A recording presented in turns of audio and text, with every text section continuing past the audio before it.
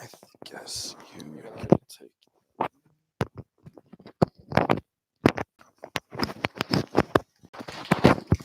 Thanks.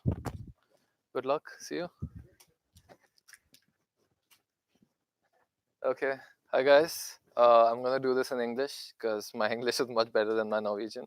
And we're going to talk about user experience strategy today. And just let me know if I'm audible, if you can hear me well, or if you want me to slow down, be louder. Feel free to tell me. Before I begin, I'll quickly tell you what I do, where I come from, and what you can expect from me. I work with Inventus, as Sabeel introduced our agency earlier, and it's a multidisciplinary agency. And I mostly work there as a senior designer, working in the digital space. So I work a lot with branding, and I also work a lot with branding with digital products such as apps, websites, and so on and so forth. Um, so I'm especially interested in talking about user experience strategy because I have done a bit of branding in my past career, and now I'm doing a lot of user experience design. So to be able to combine them and to be able to talk about them, it's quite exciting. So just to give you a glimpse of the kind of stuff I've been up to at Inventus, I'll quickly show you a slide of two projects. So this is a branding project that we have started. It's called Opus. It's for a finance company. So with the obvious design of the logo, brand identity, typography, colors, and of course the brand philosophy, we have to take these values to their print collaterals, to the art direction of their photography. And it was very important for a client to appear as warm professionals, like not really stuck up guys who are in office in cubicles, but they really want to come across as like consultants who really care about you, who are friendly, and who will be with you through your career journey or finance journey. So we took these values and we wanted to take them to digital collaterals. So for example, the website. So from the tone of voice of the website, we make it made it much more conversational. That how a person would talk to another person. We started using soft colors. We started using softer imagery. We tried to avoid stock imagery where people are shaking hands or handling files to each other. So we used a little bit of soft focus. We made the buttons round as opposed to rectangular because to give a sense of softness. And also the grays are much more softer than rigid, high contrasting colors. So we tried to apply this value of warm professionals into every inch and detail that we could work with on the website and further on their blog, and then also on their mobile version.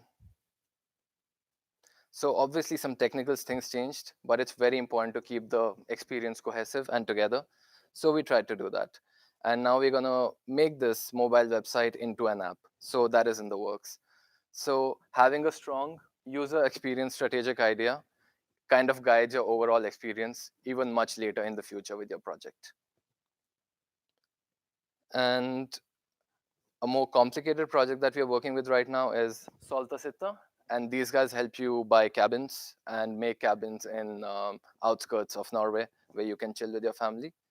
And here you can go much in detail, select the kind of cabin you want, select the size of cabin you want, even custom design it, discuss with your interior designer where you want what, so on and so forth, decide the material. So this was a much more hands-on experience for the user where they could actually decide every aspect of creating your cabin. So this is a much different experience than the previous example that I showed you. But then again, we had to take the idea of creating the cabin, make it easy, and do it in every detail as much as we could. So I'll quickly begin with our session. Also, this is going to be an interactive session, so I'm going to ask you a lot of questions. And if you have some questions, please feel free to ask me, interject wherever. And whenever you feel like taking a break, let's take a collective break because it's kind of hard to keep track of time with these things. Okay, the presentation begs the question, what is user experience strategy? And the answer kind of lies in the words. It's about users, it's about the experience you're creating for them, and you're kind of planning that in a very strategic way through all touch points and through all places where the user is going to interact with your product or your brand. So the same thing sent in a much nicer way. UX strategy helps businesses or products translate their intended user experience to every touch point where people interact with your product or experience it. Can you give any examples of touch points a user may interact with of a product or a brand? Sorry? Buttons? Touch points as in like when you go to a showroom to buy Nike shoes, that is a touch point where you interact with the brand. Another touch point is a website. So, or another touch point would be customer call. So by touch points, I basically mean that all the extensions of the brand or the product the user can interact with. Does that make sense? So can you think of any other examples where a user can interact with a brand or a company? Yeah. Yeah.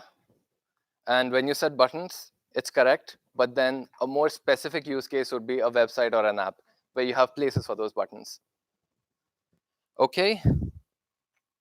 The thing with user experience strategy is that it places the user right at the center of attention and feedback. The thing is, now we are entering an era of interactions and experiences which we have not done before. We did not have apps almost 20 years ago. We did not have all these super interactive websites 15 years ago. So we are learning from our mistakes. We create new experiences, we create new apps, we test with the user likes something, they don't like something, and then we reiterate and then we correct it again. So the user, no matter who or she is the most important aspect of user experience strategy. This strategy is also kind of called data-driven strategy or human-centered strategy because there are websites like Amazon who are obsessed with customer behavior. They're tracking down every data, everything that you do on their website, and they're using that data to kind of make your life more better, make your experience better, or to maybe to stock you and to put ads wherever you're going to make you buy products. So all that data is basically gold right now, and it is the essence of user experience strategy.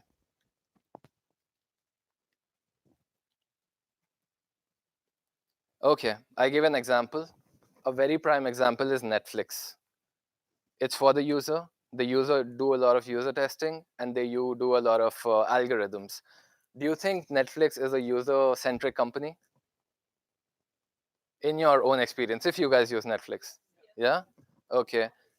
Yeah? Yeah. Oh, yeah. HBO and yeah. And then there's a lot of other services like Hulu. Yes. Okay. So if so, how does Netflix do a good job keeping the user at the center? So this is a bit of an exercise right now. How many guys are we? Are we 24 people or 25 people? What's the total? Either or. Let's make groups of 3 people each, and then you will probably be teams for rest of the exercises. Yeah, I hope that's simple. So maybe you 3 guys can be together, you 3 can be together, you 3, you 3, you 3, you 2, you 4. No, you 2, you 2, you 2, you 2. So 1, 2, 3, 4, 5, 6, 7, 8, 9. Perfect. We have 10 groups. Okay, that's excellent. So let's take 3 minutes, discuss with our respective teams, and every team will later on answer, taking 1 minute because time, yeah. So let's begin.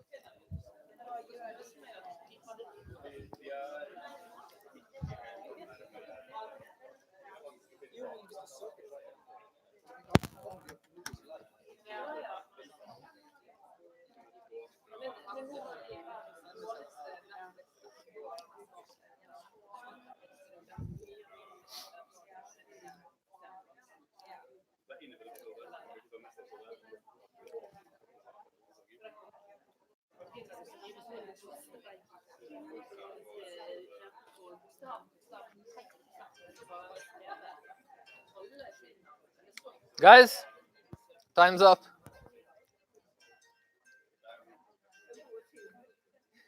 Are you guys good to start? Yeah? Whatever you're comfortable with? Yeah, that's nice because I would understand better then.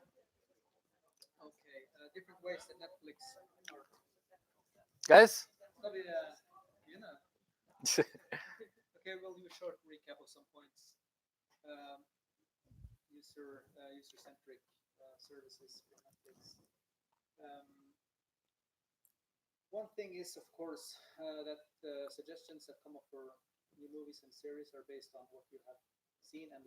Hmm.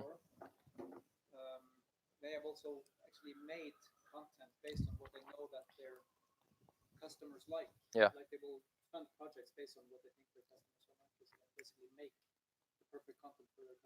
Yeah.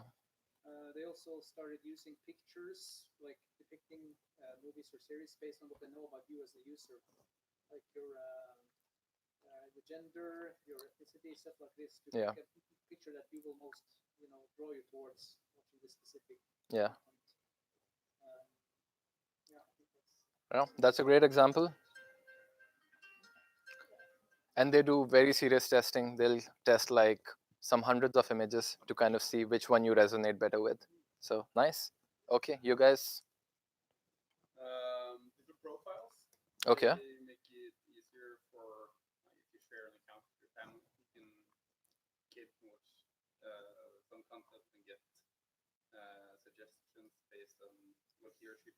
Hmm.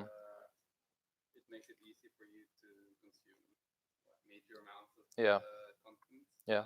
Binge. Yeah.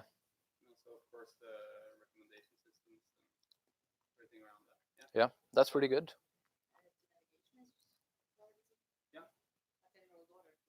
Yeah. Yeah. She finds it easy to use. Yeah. Sure. Anything else? Yeah. Okay. That's pretty good. Okay. You guys?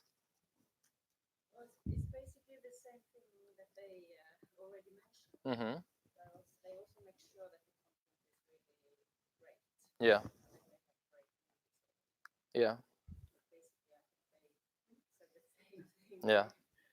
And making exclusive content because I'm from India, as you can tell by my accent. In India, they're making a lot of exclusive content to different regions because they have so many languages there. So that's good. You guys?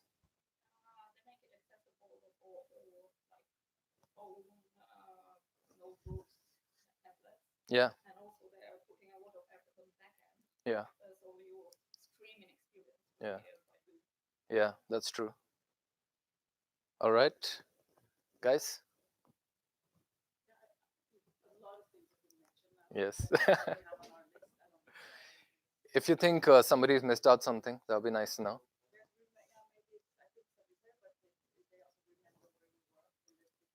Yeah. Yeah. Nice. Yeah. Yeah. And they also customize trailers based on your viewing habits. Oh, crazy. Guys? Yeah. Okay. Anything vaguely? Yeah. Yeah. New releases. That's true. Good. Guys? Hmm. Yeah. Yeah.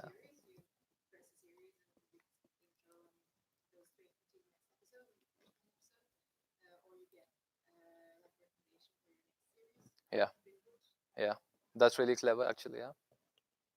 Guys? Yeah.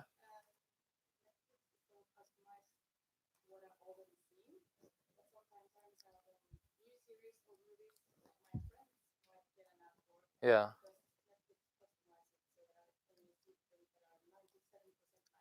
Yeah. Yeah. So that's a bit of a downside, eh? Yeah. Guys? Mm-hmm. But there must be something. Yeah.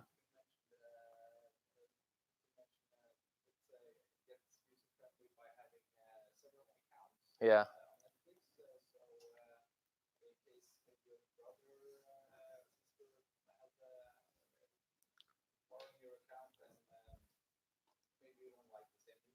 Yeah. Yes. True. All right. That was really good, guys. Absolute.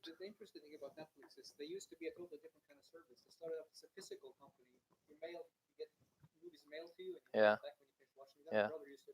Okay. Yeah. Yeah. Yeah. I think they're very brave in tapping new opportunities. So that's why I've thought that I'm going to keep using the example of Netflix as the presentation progresses, because it is something that will nicely anchor our conversation. So just we are not getting paid by Netflix, so just so you know. All right. Now moving to specifics. What are the different aspects or tenets of user experience strategy? I feel there are four really important aspects of user experience strategy. The first is a business strategy, the second is value innovation, third is user experience, and fourth is user research. So, all these four aspects are not in the form of a sequence. Do not think this is step one, step two, step three, or step four. Because now, today, a lot of businesses are so agile that you might have a business strategy right now, but 3 years later, you have to come back and question your business strategy again, like how he mentioned with Netflix. So you have a strategy, you do some user research, you try to find what the user wants, and then you come back and question your strategy again. Value innovation is basically what unique value your product, your app, or your company is providing. And you have to keep questioning that or keep researching that by asking what the user wants or what the user has not thought of. So your company has a very specific value right now. For example, Facebook started with being friends, enabling friends to talk to each other. But now what Facebook does is completely, their way of making money is absolutely different. So they kept coming back to different ways of innovating their value or different ways of generating value. And user research is again key in that. And of course, user experience, user interaction, how your app looks, how your website looks, has a very direct connection to user research, because if you have a website and the user doesn't even know where to click, if your navigation is so bad, then you have to kind of question that, okay, is it really a good user experience? So you really have to test with users, what kind of colors do they respond to, what kind of layouts do they respond to, is the font size big enough for this user, is am I giving too much information at the same time, or am I keeping it very crisp for the user to follow what I want them to do? So again, in user experience, user interaction, user research is obviously key and always very important. Any doubt about what you think what means, or is it fairly clear? Yeah, just let me know, because we'll go in detail, of course, but any doubt anywhere, just let me know.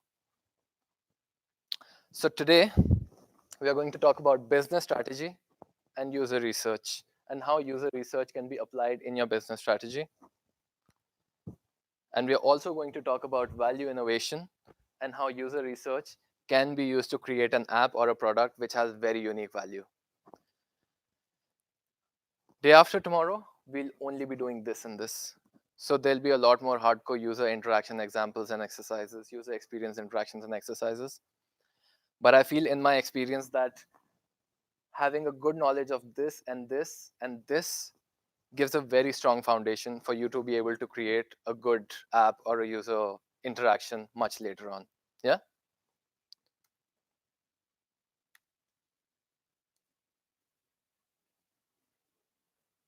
Okay. So, business strategy. It sounds like a very heavy marketing term that you can talk about for hours and hours, but in a very, very simple way, it is just a roadmap. It's a plan of what exactly you want to do with your business, product, or an app. You have a function, you have a set of guiding principles, you have a roadmap, you have a knowledge of things you want to do, things you do not want to do, and things you want to prioritize, and goals that you want to achieve. This overview is basically a business strategy. So the thing is, it's very interesting to draw a comparison on how businesses used to happen before the dot-com era and after that. A lot of businesses were very short-sighted, and they could not really see or adapt to technology, or adapt to the zeitgeist, which is basically the spirit of the times, what people really want. A lot of traditional businesses were based on a industrialization model, where you just mass produce, everybody mass consumes, and everything is mass distributed, which is not the case right now, because companies like Amazon or a lot of other e-commerce websites, they have a completely different distribution model. Does anybody know of Colonial? Yeah, completely different distribution model. They do not need a retail space to sell vegetables anymore. So that is changing. Also, short-sightedness of traditional businesses is they could not see innovative or interesting alternatives to their existing product. For example, a lot of companies who had very rigid products, they would not want to think past them, because that will completely destroy their business. For example, the packaging industry, even though the spirit of the time right now is that we have to move towards much more renewable resources, I think it's almost impossible for plastic packaging companies to rethink their model, because they'll completely run out of business. So that rigidity, that short-sightedness makes them keep producing the things that they're producing to no new innovative end. So yeah, this is yeah, that's what's happening here. So can you think of an example of a company which was really big in the 90s or 2000s, but it is completely obsolete right now? It does not exist because they were short-sighted and could not move. Perfect. Yes, perfect. And I have Nokia. Yeah, yeah. But they could not really, they really tried to reinvent the smartphone, but they failed miserably. They also tried to introduce the Windows operating system. Yeah, yeah, they do. Yeah, yeah. And this company has been sold so many times in different hands. And I think in the last decade, I have seen the relaunch of Nokia in at least 3 different places. And Windows operating system was so promising. Nobody really uses it besides Windows right now. So that was a bit disappointing from a phone company which I really, really loved and produced really good phones. Blockbuster, Redbox, they used to have these DVD kiosks. I've never seen one. So, yeah. So, a funny anecdote, and it's a very, very like common example and a very obvious example. This company used to have chains and stores where you could buy and rent DVDs. And Netflix came along and they started to reinvent their model. And these guys had so many opportunities to buy Netflix, but they were like, no, this is just a phase, this is just a fad, it's going to pass. And this company is almost bankrupt right now. I don't know what they're doing, but they're nowhere in existence. So we must ask ourselves before making any app, any business, or any kind of product, what problem are we trying to solve? Has this problem already been solved in better ways? Why do you want to solve this problem? Is there even a problem? And most interestingly, how do you want to solve this problem? Facebook compared to, does anybody remember Orkut? High Five? MySpace? Yeah, okay, cool. So all these guys came years before Facebook, and their model was exactly same. We give you a forum, we give you a place where you can chat with friends, you can add friends, you can do all the stuff that Facebook does right now. But Facebook did it in such a unique and interesting way that they're the market leaders right now, and all these other three brands, most of you didn't even know about most of them. So that kind of answers the question. So how do you want to solve this problem? I have taken example of different interfaces to sell shoes basically. And let's say a sports brand like Nike, what are the different kind of interfaces or apps or websites, mobile websites they can have to sell the same product? It could be done in this way. It could very well be done in this way. It could be done in this way, where you kind of see your products floating, and then in the next page, you can choose what the size or the color of the product is, and then maybe you finally get to buy the product. Or maybe you can just do it in two pages, in 2 clicks. You just see, you rotate your shoe, you find what you want, and then in the next one, you just probably choose the color and then check out to payment. Maybe you want to solve it like this. Have a darker background. Okay, there can be argument made that, okay, a high contrasting background really focuses on the product, but is it really good for people with eyesight problems? I think a lot of e-commerce choose a white background because it's much more easier on the eye. There's a lot more focus on the product that you're trying to sell. So maybe this might be not such a bad idea. I mean, this might not be such a good idea. But then again, the black background, contrasting colors really goes with the vibe of Nike as a very active sports brand. Who knows? Or maybe this is also a way to do this.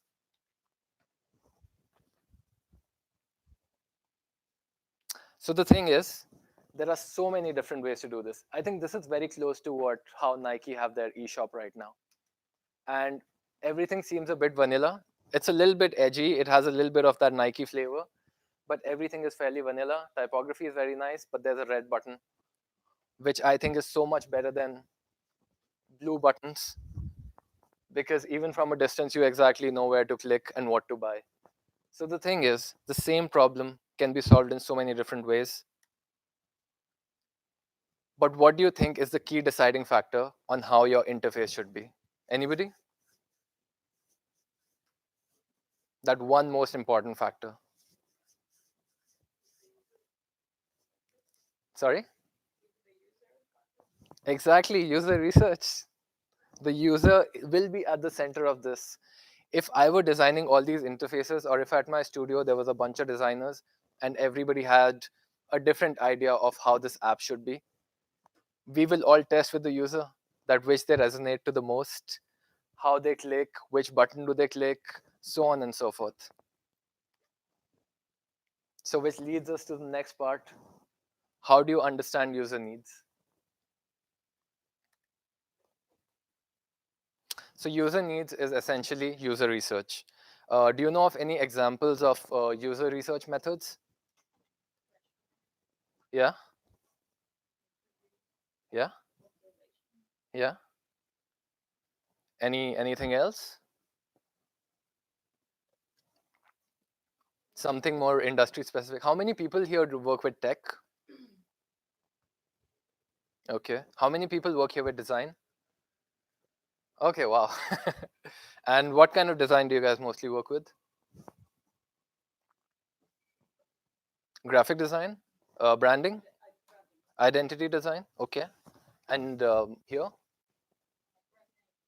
branding and digital. Okay. Okay. So I think it is much more relatable to you that like your client comes to you with a problem, and the client wants a thing a certain way, and then you try to solve that problem. But then often we forget about the user. But in interaction design, the user often becomes much more important than the client. Oftentimes you have to tell your client that, boss, okay, listen, you want this a certain way, and you think this is very connected to your brand ethos, but maybe this is what the user wants. So you have to kind of make a decision there. So as you mentioned, there are these different methods of getting information from the user. And of course, the simplest one is user interviews. And I think this will also be discussed in lectures further later on. You guys will have exercise around how to make qualitative and quantitative interviews. There's a company called IDEO. Anybody heard of IDEO? Okay. So they're like the rock stars in interaction design and user research, basically. So I follow a lot of their methods. And this link, designkit.org/methods, just visit in your free time. They have so much interesting data and information about how to write the ask the right questions, how to frame your questions, how to get maximum data in less amount of time. And we'll share the presentation with you, so no stress. You don't have to write it right now.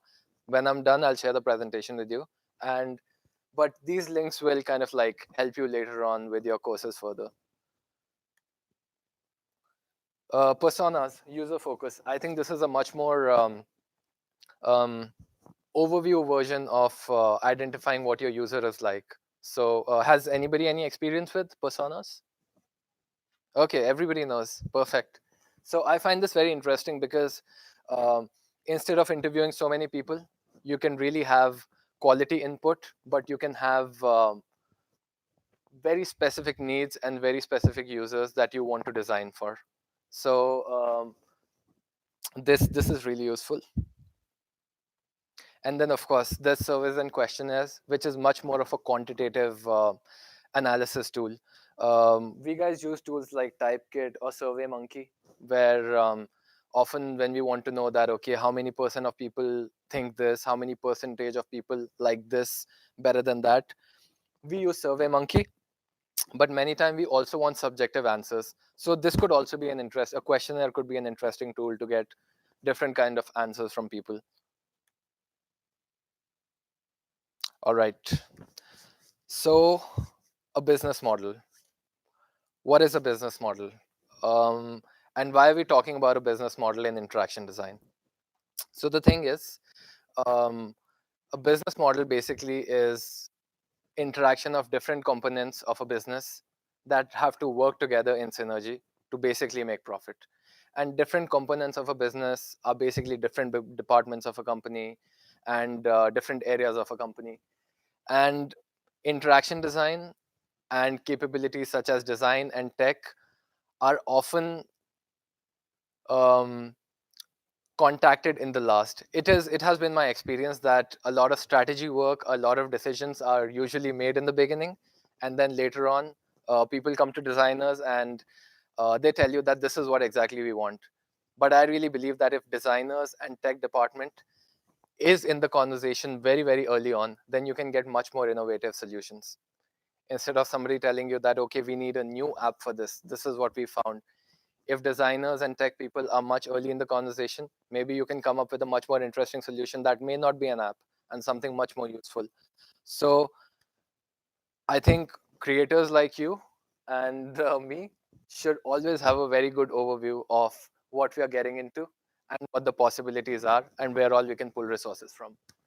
So a business model canvas, this specific tool is the most common and industry based tool that everybody uses to get an overview of your company or business is doing. Has anybody seen this before? 1, 2, 3, 4. Okay, cool. So then I can elaborate this a little bit in detail. So the thing is, the different aspects of the company have been divided into these different boxes and segments. In a traditional business, these boxes and segments are very, very rigid. They are not very like overlapping or malleable or well connected with each other. But in dot coms and newer businesses, these boundaries are very porous. They're very blurry. And oftentimes, you might find yourself working with a completely different department. There will be a lot of cross pollination and a lot of cross collaboration, and which I feel is the healthiest environment for a company or a business to thrive.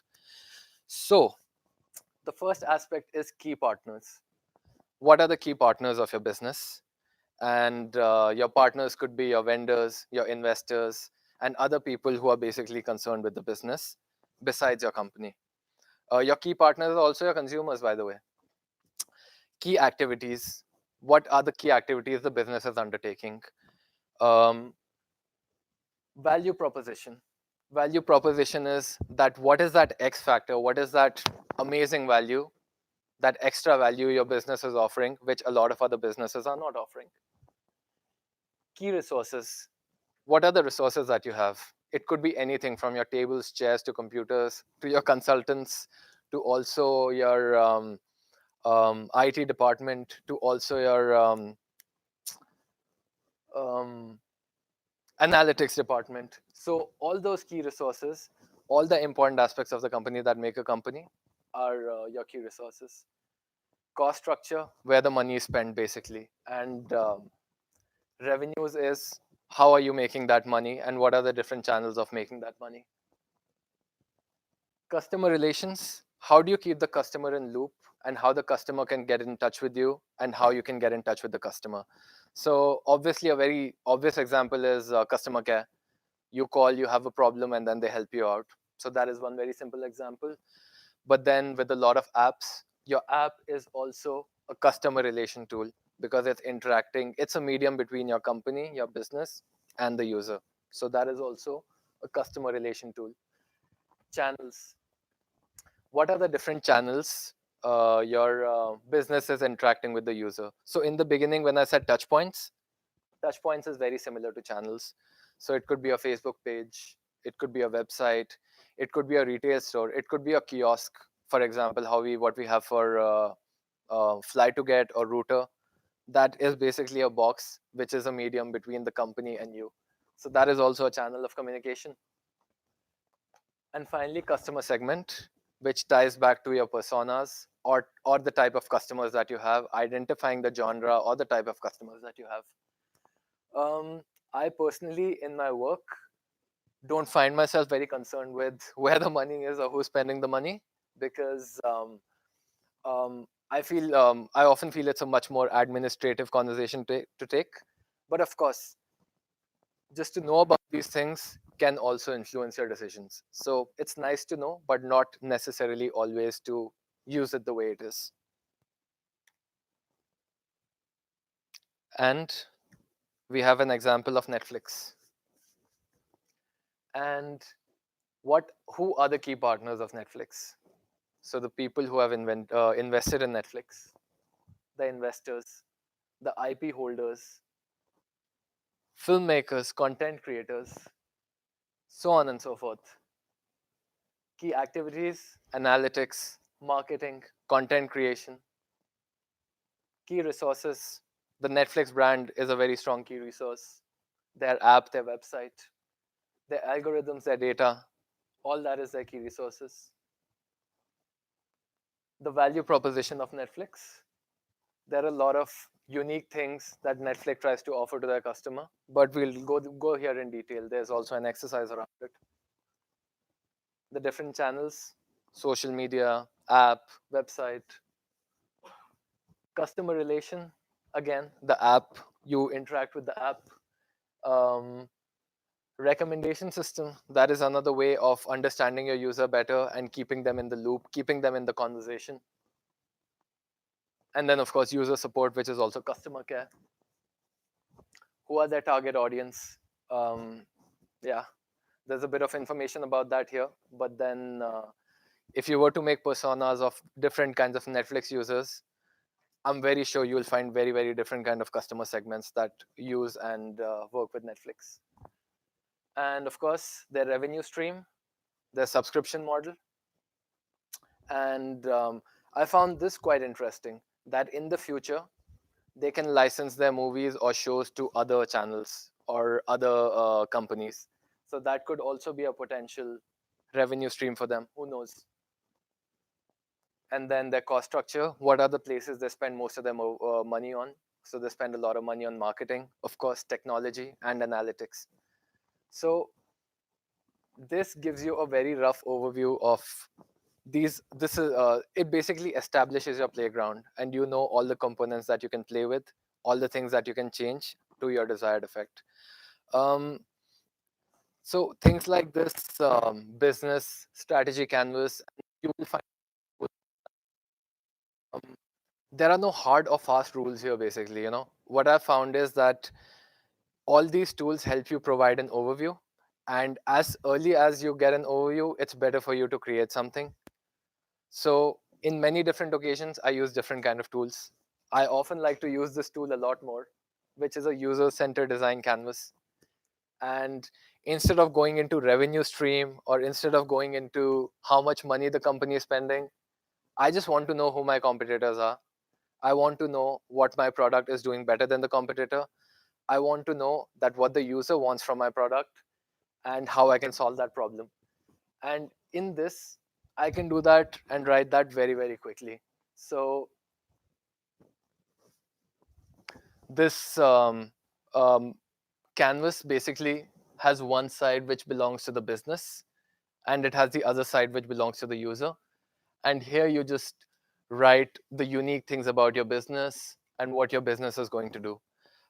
If you'd like, later on, I can explain this to you more in detail. Absolutely up to you.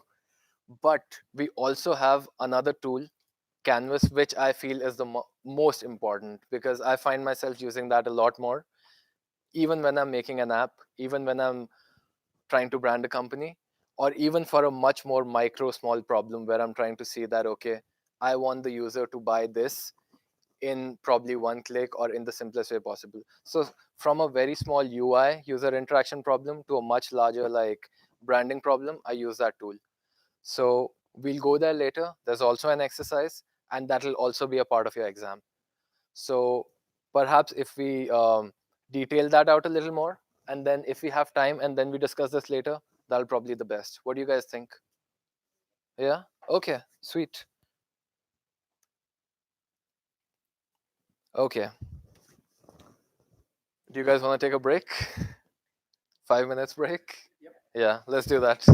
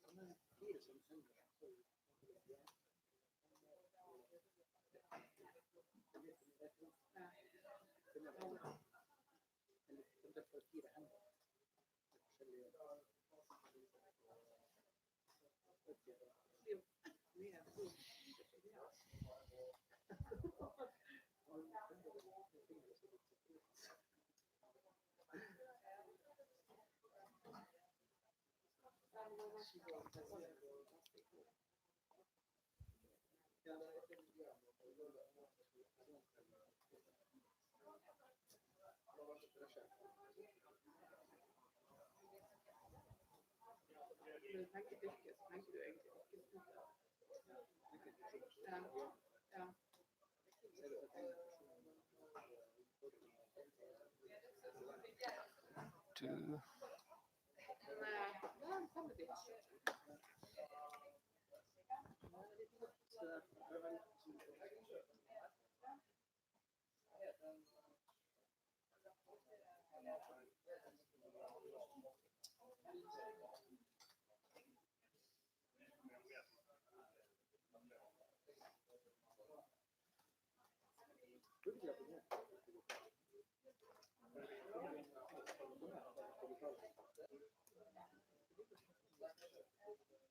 10, 50. Perfect. 50, 15, 1 hour, 5 minutes.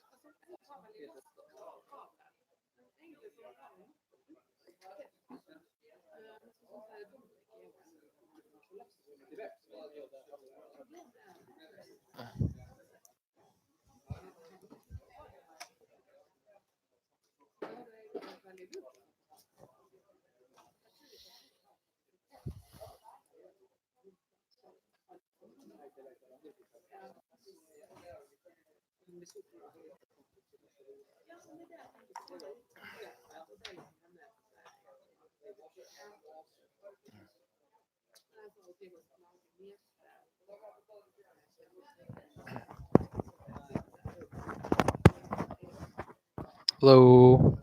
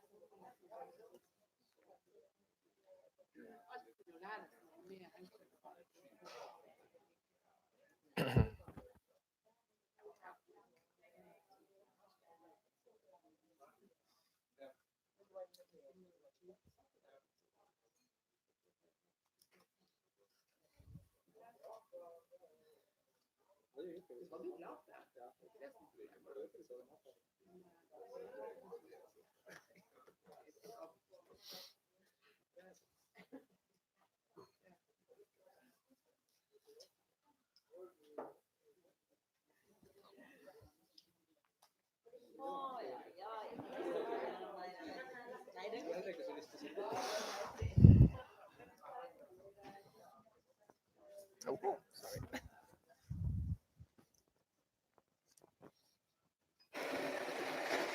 how's it going? Nice lecture. Thanks, Very man. interesting to What? listen to. Thank you. I appreciate. What do you do? I work as a web designer, but Okay. I really design Okay. parts in my work, but Okay. they just call me the designer. So Okay. Okay. yeah, and I So work, you make a lot of websites, huh? yeah, Nice. websites Yeah. and some graphic stuff Yeah. too. But websites is The number main. one Yeah. hobby and interest and everything. So It's now for everywhere, man. Like. yeah. Yeah. So and yeah, you showed a lot of nice cases with Yeah. the first case you guys made for Yeah. Rupus. Yeah. Yeah. Very Thanks, bro. interesting, nice profile, and it's good to see people Yeah. using not so much flat design and Yeah. everything. Yeah. We will like 3D effects. Yeah, And, man. stuff We like that, we right? really had to fight for that, you know. Yeah, okay. But like, otherwise everything looks the same, right? Yeah, now these days it's very popular with flat design, Yeah. so it's good to see people using the old technology and refreshing it and Yeah. using it in a nice way. Yeah. So yeah, Thanks for saying that, very man. good. How many are you guys in Mentas? In the Oslo office, we are like some 50, 55 people. Okay. Yeah. And a lot of them are product designers. And in my department, like visual and digital design, it's like some 15 people. 15 people. Yeah, yeah. Okay, Yes, yeah. yes. All right, that's nice. Yeah, do you guys work close with the developers too? Yeah. So the development team is like 5, 6 people. Okay. And so we always exchange projects. Yeah. So nice. Yeah. That's so nice. We work with the developers in India, so every Oh. time it's Skype, Oh, man. Yeah. it could be tough sometimes. Yeah. Well, it's much cheaper though. Yeah. Yes.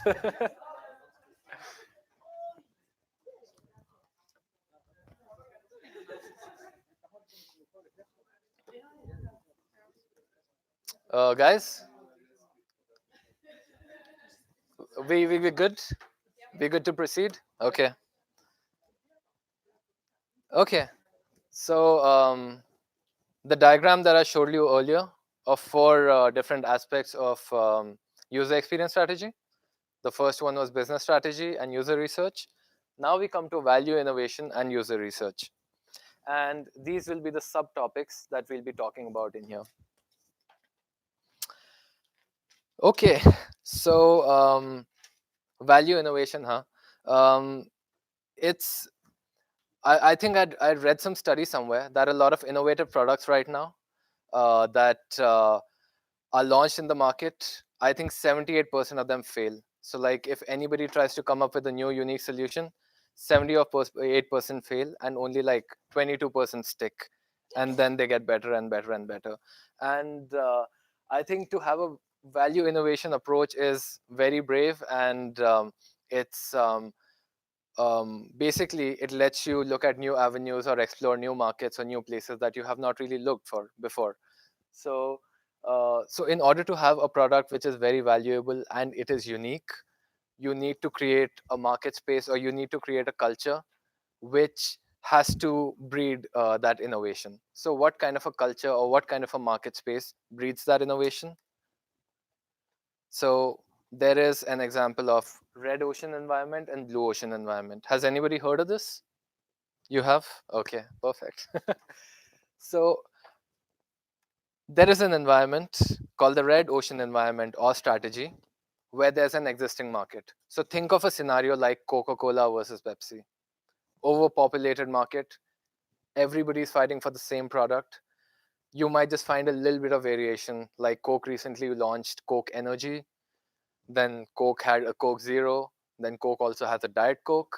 It is just little bit of variations in their existing product, and that market is so damn populated that everything is just about beating the competition. It's everything is about just elbowing each other, and everything is very Wolf of Wall Street, in my opinion. So the thing is, you have an existing market. There's not a new demand you can take. People will drink a certain amount of cola. You can't make them drink cola like 4 or 5 times a day. So there's limited scope and space. And also, the basic market strategy works on the idea of cost and value trade-off. So basically, if I make the product much more expensive, the value is much better. But if I make the cost much cheaper, then you'll have to compromise on value. So this has been the relationship that has kind of governed the strategy. So for example, Nokia, if you want a Nokia 3310, do not expect a touch screen, and just expect a very, very basic phone. But if you're buying an iPhone, you can expect a lot more. There's a lot of things that can happen. So this is a very direct cost and value trade-off. The main perspective in this kind of a business is that you have to defend your current position no matter how. But then there is a blue ocean strategy or environment, which does not care about the existing market space because it goes out and creates its own market space. And when you create your own playground, you can do whatever you want. You don't have to play by anybody else's rules. So what happens here is, when you have a product and then there is no competition, you have a lot of amazing business. Then you also make the competition irrelevant because you're the trendsetter, you're the guy who is the pioneer, you're starting something unique. So for a very long time, they will not be competitors. And then because you have created a new market, new opportunities and new demands and new models of creating value or getting value will happen or will be created. For example, when I gave an example of Facebook, they did not really know what their revenue model was going to be in the beginning. They just wanted to get as many subscribers or users as possible. And they did not want to have any ads because ads is a very red red ocean environment strategy, basically. Like, it's a very simple solution. You put ads, you make money. But Mark Zuckerberg didn't want to do that. And now how Facebook make money, we can't even understand how they make money. Like, they have so many different avenues of doing it. And Facebook is not just a social platform right now. They make a bunch of things. They've bought so many companies. They bought companies like Oculus. Anybody heard of Oculus? The 3D goggle. They are investing in so many other businesses, and Facebook is becoming like it's becoming a tide. It's no longer one single company or an organism. So in this kind of a market, the basic rule of cost value trade-off, this also does not work, because a company like Uber does not have to buy cars. They can provide you value by just hooking some people who have cars and who want to make extra money with people who want to be driven, and they will just create a service to connect you both. Airbnb does not need to buy hotels or houses. They'll just do something very, very smart, and then they'll create value. And the thing is, if the cost of their product increases or decreases, if the number of houses increases or decreases, of course it helps Airbnb, but it does not make or break their business or their service, because their model is based on service and not much else. So the perspective in this kind of a business is that you innovate and pursue new opportunities. So successfully, with understanding user experience strategy well, we will all be able to create products that are unique, that have unique value, and are disruptive in some way, and is not basically walking the beaten path. Example of Netflix. How did they create the blue ocean for themselves? They started creating their own content. It is probably the bravest move made by a tech company to move into entertainment, to create actually art. And these guys, they felt this was a brilliant idea, and it worked.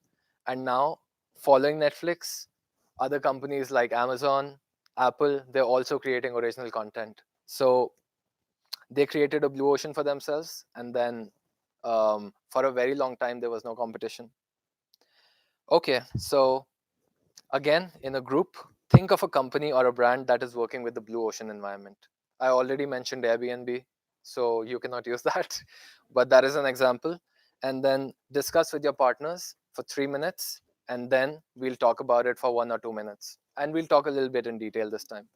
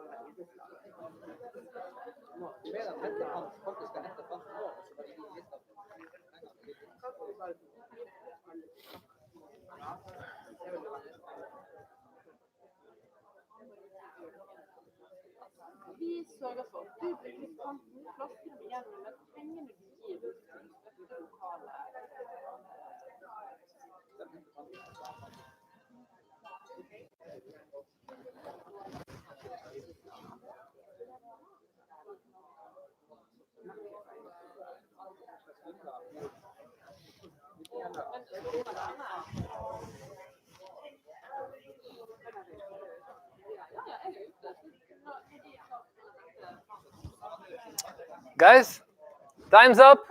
Time's up. Time's up. Okay, we'll probably start from the back this time. Yeah. What is the brand you've chosen?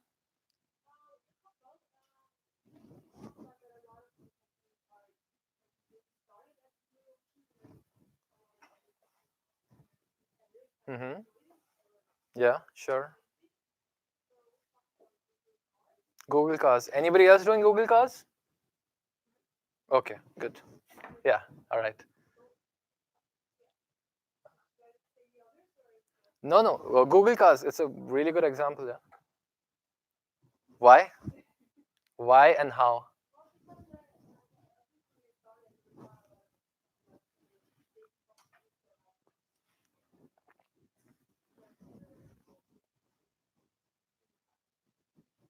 Okay. And what are they doing now? Like, no, no. Okay. No, no. I'm just asking. I really don't know. I'm curious. Yeah. Okay. Because a long time ago, I saw like they were testing cars driven by robots, and I don't know what happened after that though. But yeah, since it's Google, it'll get somewhere certainly. Yeah. Okay. Do you think it's going to create a new market which is very unique? Yeah. Okay. But like, if you were to compare it to Uber, and Uber is also testing cars with without drivers. So do you think is it going to become a norm in the future that we have cars without drivers and we have yeah, okay, yeah, yeah, yeah, Yeah, that's true. Cool. Thanks. Okay.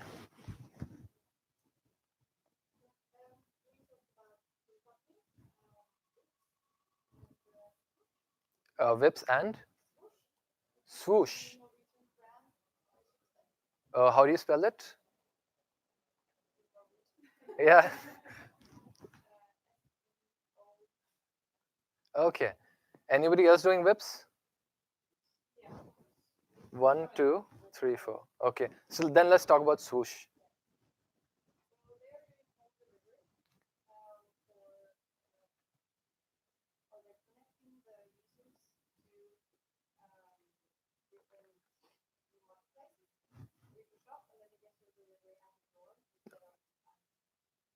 The post office. Yeah. Okay.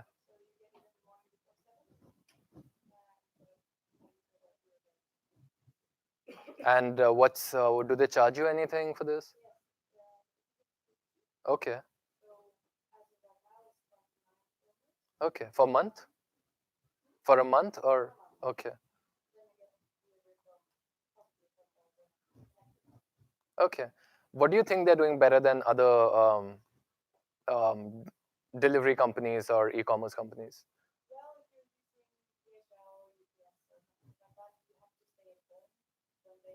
Yeah. Yeah. Okay. And they also take responsibility about figuring it out when it's best for you. Yeah.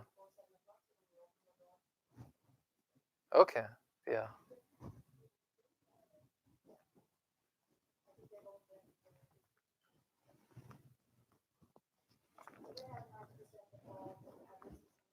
Okay. Hmm. Yeah. And do you think, like, what do you think the future of this service is going to be as a user? Mm. Yeah.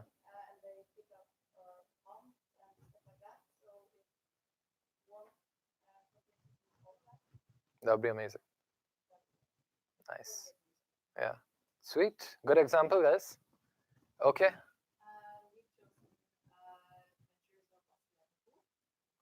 Anybody? Sorry. Anybody else doing this?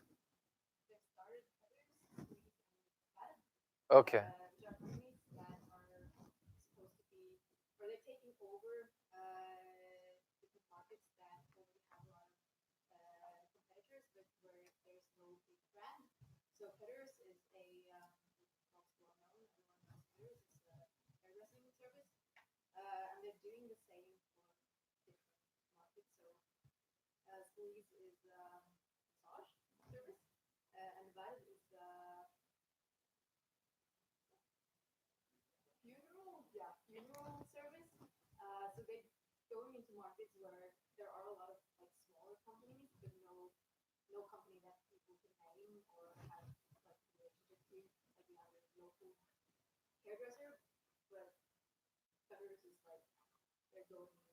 Yeah. Mm-hmm. Okay. How do you see cutters extending themselves in the future so that they have a strong hold on this market they've created? Mm.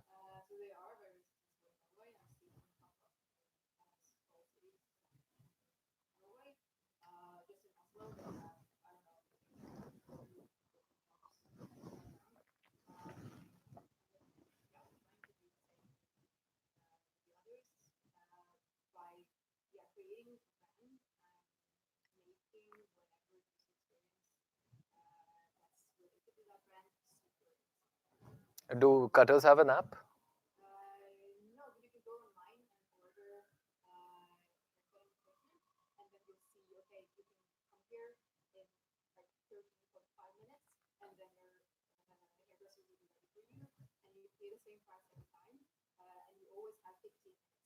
Yeah.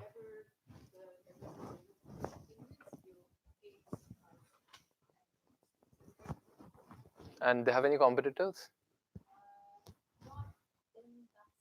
Yeah.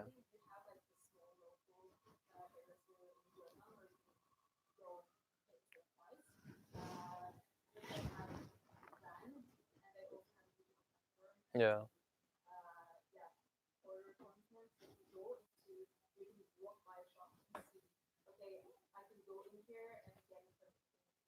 Mm. Cool. Nice. Okay, guys. Cecily and yeah, Espen. Yeah. Okay.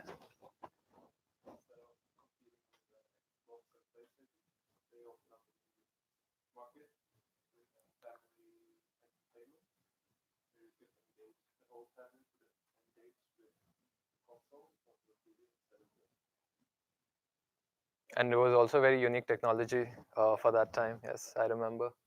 And Nintendo has recently made the Switch, right? You have any experience with that? Not yet. Okay. Yeah.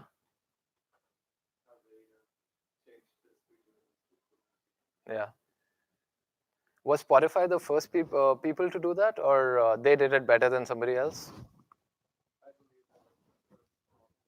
Yeah. Okay. And then Apple Music kind of.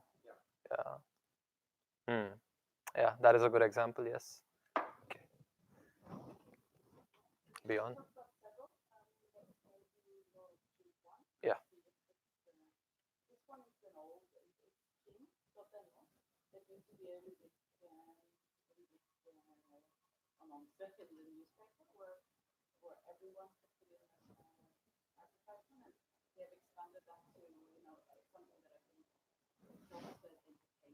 Yeah. Yeah.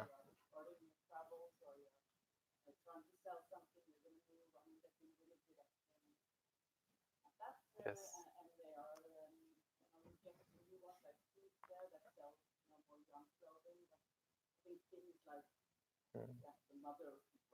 Yeah. And like the first choice also, and like for everything. Mm. Yeah. Hmm. What do you think they can do unique to kind of create a new market? Just yes. And as a user, like you wish I wish they'd done that. That would make a lot of money.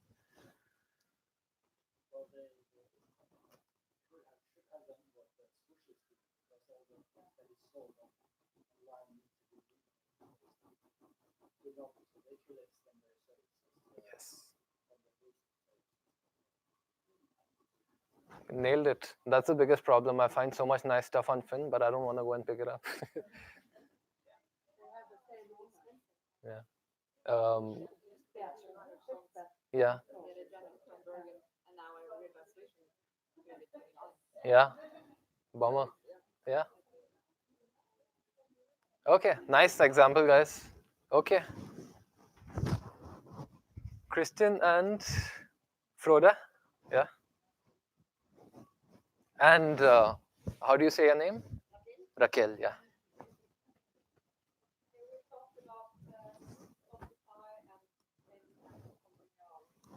Let's talk about colonial.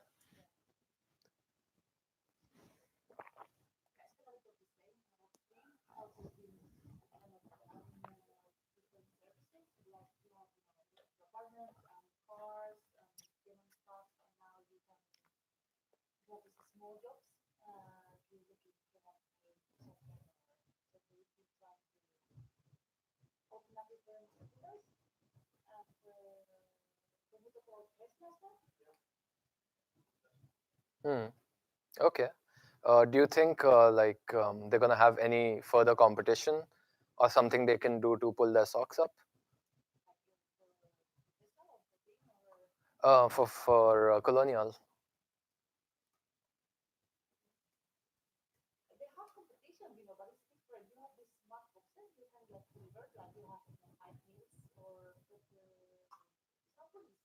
Hmm. Yeah. Mm-hmm. Yeah. True.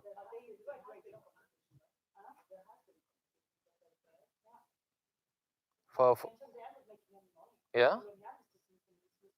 Okay. That's surprising though. Yeah. Yeah. But what competition did they have earlier?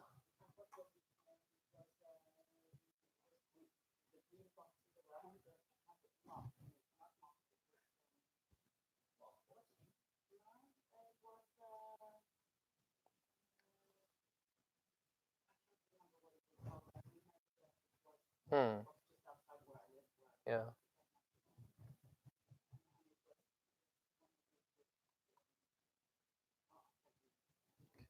Sure. But I'm aware of like a lot of companies with that model where they give you a box and it's a ready to eat meal more or less. You just have to cook it. They have all the ingredients. Cool. Nice. Okay, guys.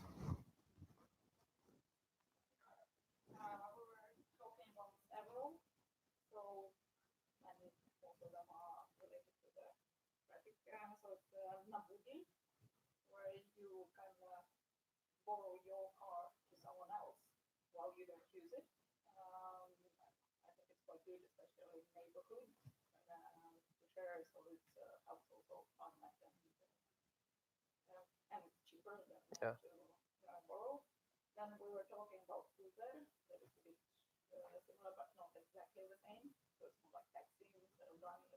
Mm-hmm.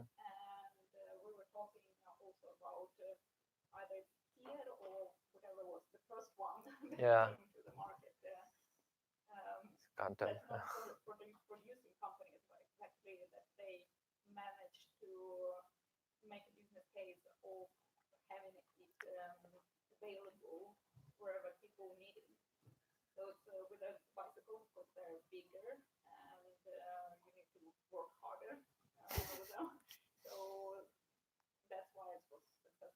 Yeah.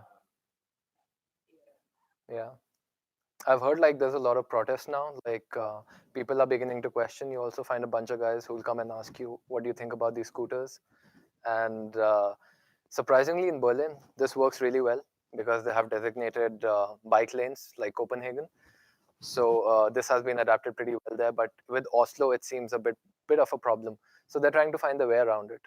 But yeah, but I definitely think it's the way of the future. Yeah. Perfect. Good.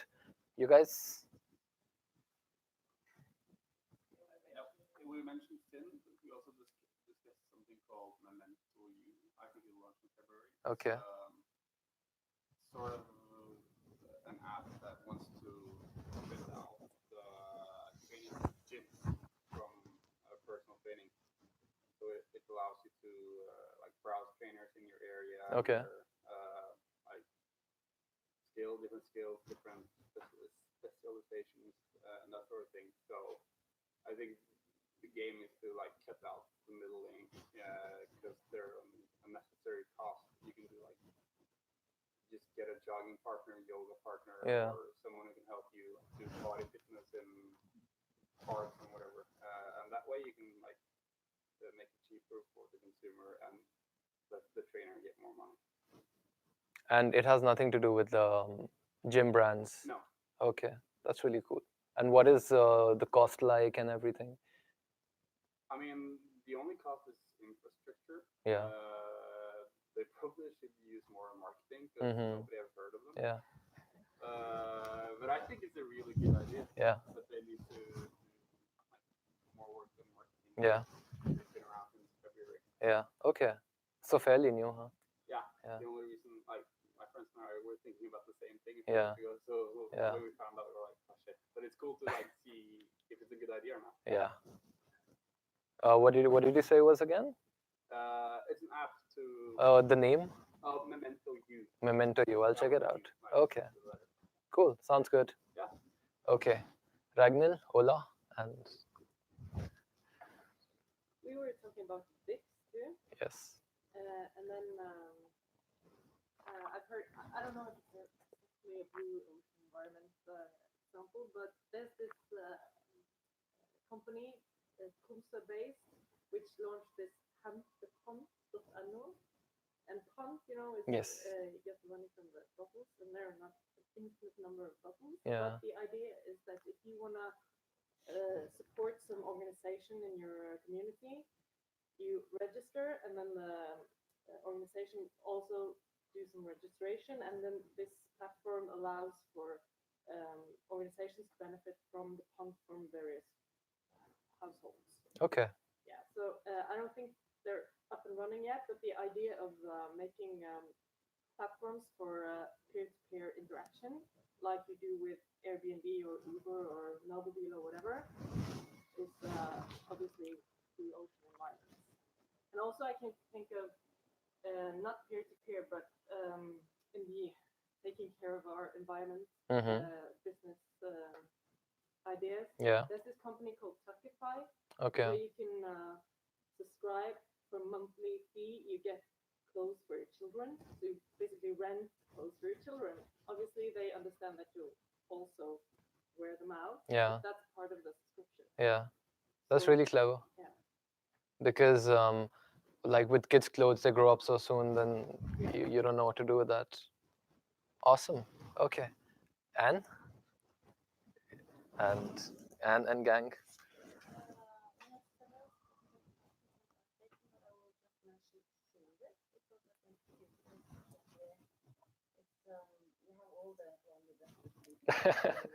Great example, yes.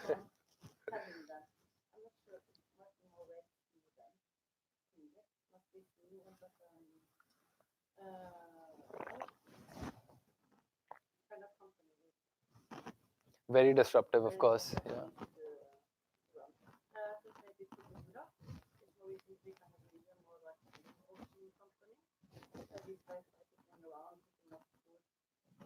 From restaurants, kind of Yes. restaurant looking for food and serving them to families who will do Mm. give you away free tickets. Yes. Yeah. Nice. Okay. Do you think do you ever use Foodora to have food delivered? Only once. Yeah. Okay. But I like the concept. But Yeah.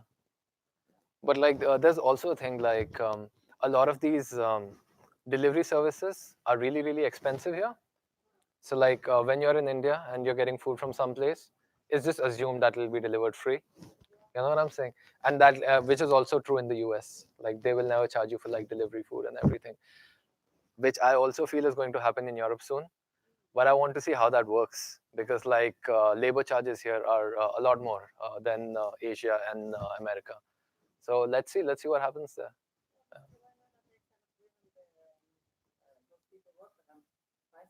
Hmm. Yes, yes. Yeah, yeah, absolutely. Yeah. It's nice. Nice to tip. Drones, yeah. Then nobody has to work hard. Yeah. And yeah. True. Okay. Awesome examples, guys. And it seems like we have a good grasp of the concepts. So we'll move on to the next tool. The tool that I felt would be really helpful to you guys. It has certainly been very helpful to me. I use it. And this will also be connected to your homework, home exam later on. And today we are going to have an exercise based on this. So what's happening here? There's these two sections. Let's call this section 1. And this belongs to the customer, the consumer. Section 2 belongs to the company. So this guy, he's the consumer. And this is the box, the service, the product, which is for the consumer. Total 6 sections. Section 1, customer jobs. So what do you think is happening here? Any guesses?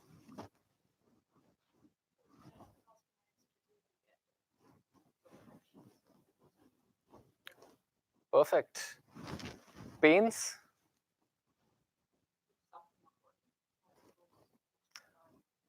Problems that the customer has? Sorry? Price, yeah. Price could also be a pain that they cannot pay or the price is too much. So customer job and product and services. This is an answer to what the customer wants to do. So the customer has a certain task they want to do. Like the customer wants to eat a cake. The product and services is a bakery. You want to eat cake? We'll make one for you. They are connected to each other. Now, a pain the customer has. I would like to eat that cake, but I don't want to travel. So, what can you do about it? So, the company says, okay, we'll relieve your pain in the pain relieving section and we'll have it delivered to you. So, the customer had a problem which has been resolved here in the pain reliever section. Now, the customer is kind of on the fence. They're like, okay, you have a nice proposition. I'm a little bit convinced, but what is that extra? What is that secret sauce that you can add which gets me completely convinced?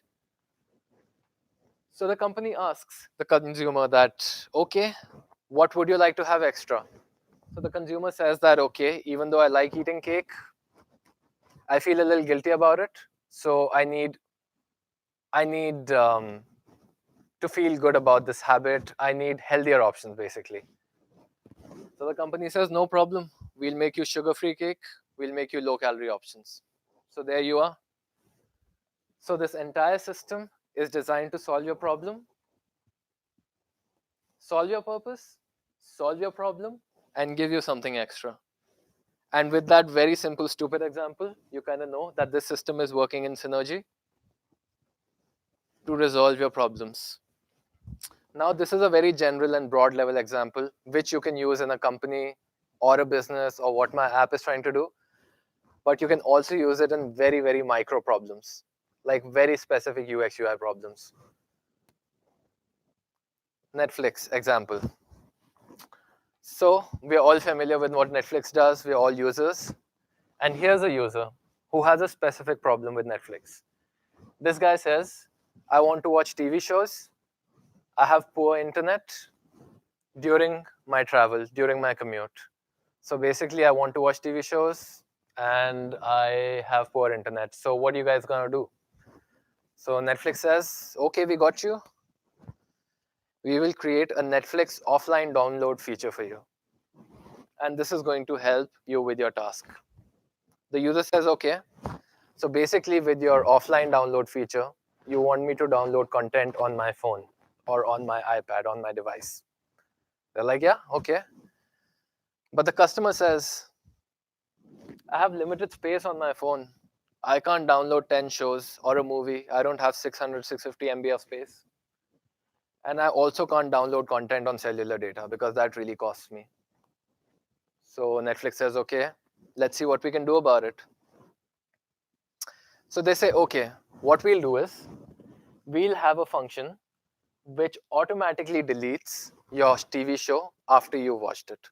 So for example, you have 2 episodes downloaded, you watched one, it's automatically deleted, and it downloads another episode.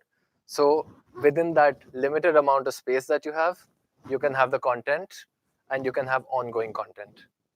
And they also say that you don't have to worry, we'll only download stuff when you have Wi-Fi. So if you're in your college or if you're in your house, we'll do the downloading, but when you're on commute, you don't have to use cellular data. The work has already been done. So now the consumer is kind of on the fence and he's like, okay, good proposition, but what is extra that you can offer? So the user says, okay, I don't want to be concerned about downloading stuff. I want this thing to happen automatically. So like, you know that I'm watching this specific show. You know I'm on episode 4. I want you guys to kind of figure it out and download stuff for me automatically. So Netflix says, okay, so we'll give you a smart download feature. So Netflix has created a bunch of solutions or avenues which resolve these specific problems. And I'll explain this with a real example. So this is what the Netflix mobile app looks like, yeah? If you notice on your desktop, you will not have a download feature. The download feature, the button only exists on your mobile or on your iPad. So they're clever enough to know that, okay, we don't want you to download stuff on your computer because you're at home probably, but when you're on the go, this feature is the third most important in your bar. Okay, when you click this, you go further. Any show that you are watching will come with a button that allows you to download it offline. So the offline download feature looks like this. And then this is the smart download feature that I was talking about. So what happens here, basically, you use a certain amount of space. You have 3 TV shows. The first one gets deleted after viewing, and a new one gets downloaded. You watch those 2, they get deleted, and 2 new get downloaded. And when you're done watching all that, you can find something new to download based on their very, very smart recommendation system. So you're hooked in. You're always in the loop. You don't have to worry about anything. They have taken care of all this.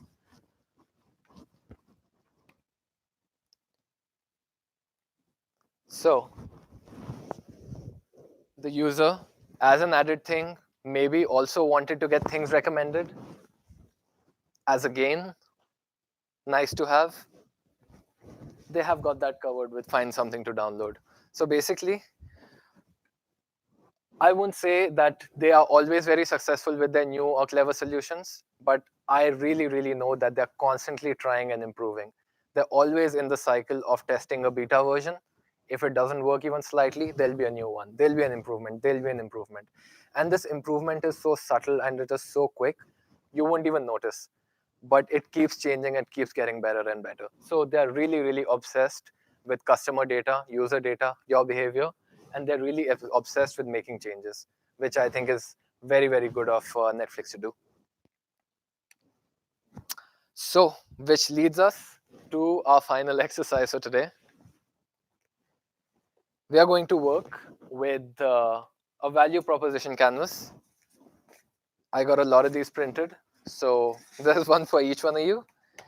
And a lot of businesses that you guys spoke about in, not in depth, but you quickly spoke about it. So I'm very, very confident that you have a very good idea of the .com or the app landscape that is happening in Norway. So it is very, very relevant to your day-to-day lives, and it is very relevant to your trade. So what we're going to do is we're going to give each company to each group, and you have to make a value proposition canvas for each one of these businesses. Does that sound okay? Are you guys good with all the companies, or if somebody not familiar with any company here? Oslo Bicycle? People know this? No? Nobody's been sick? It's like it's a doctor app for appointments. Like it's connected to Helse Norge. It's called Patient Ski. Yeah, it's called Patient Sky, Patient Ski. No, doesn't ring a bell? Okay. All right. So then probably we can probably replace this with something else. Sorry? Okay. Do you know as well? Do you know the scooter company better? The Lime scooter or Tier? Are you a user of that? Okay. Yeah? Okay. All right. I hope you get better. So this is for you then. Yeah? Okay. So for you guys in the back, Zalando, have you used Zalando? Okay, that's for you. For Christian and Rakil and Ola. For you, Vips. Yeah? Okay. For you guys in the back, Alton. Have you used Alton? Don't wanna? Anybody else more excited about Alton? Okay, then it might be fun. Who knows? Yeah. Okay. All right. You guys, have you used Too Good to Go? Yeah. Okay. So Too Good to Go is for you. Oslo Bicycle. Have you used Oslo Bicycle? Have you Beyond? Or Colonial? Which one are you comfortable with more? Okay. And you Beyond? Either or? Okay. Then Oslo Bicycle for you guys. Colonial? Have you used Colonial? No. Finn? Finn for you guys. You three are in one team, yeah? Okay. You guys Colonial? No? Router? Okay, Router for you guys. Colonial? Awesome. You guys have one? Okay, so there's 9. 1, 2, 3, 4, 5. So there's 9. Okay. Tier or Lime, the scooter company? No? Okay. Okay, where are you guys from? Tromsø. Okay. Okay, we'll find you something cool.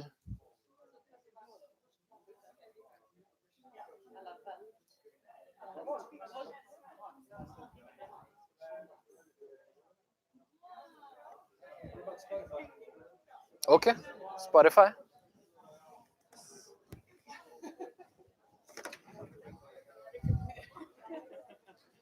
So I'll give you guys 3, but then 1 will be your primary. So 2 will be kind of like sketches, I guess, and we'll talk about 1 basically. Everyone. So 1 will be the main, and then the 2 you can use for sketches basically if you make mistakes, and then you can scrap it off. Yeah, but you have to work collectively. Yeah. Do you like look at more than one customer job, or Yeah. list all of them, or just one task? Actually, a lot of times, like, so with this download solution, there were several customer tasks that were resolved with one download feature. So that is kind of a home run, that if you have 2 3 tasks that are easily solved by one feature. Yeah, but in a much more usual case, there might be one task that is resolved by one service. So try and see, like, in your company, is there something that solves multiple problems? Hey. Yeah. Yeah. They made a new function for example, travel. Are we going to make new problems or Oh, okay. Um, has a lot, you know? yeah, yeah. I think in the case of Finn, take a specific problem But they already they have that you already have as a user, okay. and they might have a solution for. So a new one. Yeah. So, but they might already have a solution for that. So, for example, um, if you have a problem that you do they also have people who paint houses for you right now and stuff like that? Okay. So, for example, that was a problem that, like, oh yeah, absolutely. There you go.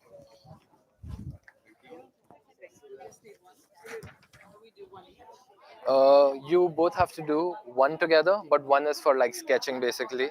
So it's for rough work. Yeah, sorry. Yeah. Oh, sorry. I was saying, so like as a user, you had a problem that, okay, I have stuff in the house, but I need somebody to come and fix it. Like you have IKEA furniture, you want somebody to make it. So Finn understood that problem and then probably gave you a service where you could actually hire a person like that. So the cool thing with that would be that when you were buying IKEA furniture on Finn, a feature automatically came that said, would you also like a person to help you fix it? Okay. You know what I'm saying? Yeah? So you mean actual problems right Existing, yes. Yes, yes. Yeah.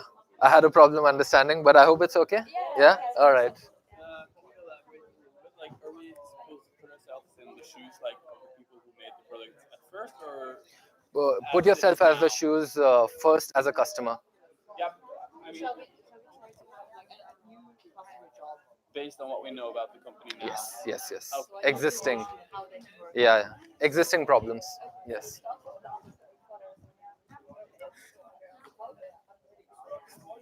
Guys, there you go. So you have to work collectively on 1, and then the rest are for sketches. So if you have mistakes and stuff, and you have any doubt, just ask me. Guys, you have to work on 1 collectively, and rest are for sketches. Yeah? And the rest of us. No, no, no. 1 you have to work on collectively, so you're working as a team, and these rest are for sketches. So of course you'll make mistakes, you'll scrap off things. Okay. So there's 1 main, and the rest are for. Okay. Are we supposed to think of new ideas and Think of existing. existing? Existing, yes. So what is your company? Vips. So think of as a unique customer problem which is being solved by an existing feature that they have, which is nice or exciting. Here you go. You guys have to work as a team, and one is for sketching, one is your main. Yeah, cool. Hi guys. So you guys have to work as a team, and one is for sketching, one is your main. Yeah. And if you have any doubts, just ask. Here you go. Yes, I'll do that. Guys, one is for sketching, one is your main, and if you have any doubt, just ask me. Yeah, but with Alpin, Yeah. it's like it's not something that you choose to use. Yeah. So it's not like we can just the product is like mandatory. Yeah. Yeah. So it's like kind of hard to. Or is it the skattemelding, the tax form? Yeah. We don't really know what else people use Alpin for. Yeah. Okay. So in that case, let's see if there's some other brand that you feel more comfortable working with. Can you think of any? Snapchat? Snapchat, yeah. Sounds good? Yeah. Okay. Let's do that. Yeah. And what the customer job that you will think of should work with an existing service they have. So but try to be specific. Like think about they had a feature where you can see your friends' emojis on a map. That is a specific feature. So reverse engineer it. That what problem were they trying to solve? What were the gains and what were the pains and stuff? Yeah. So try to be specific. Is it okay Yeah. to choose, like in the Netflix example, just a small problem? That's much better. Try to be specific.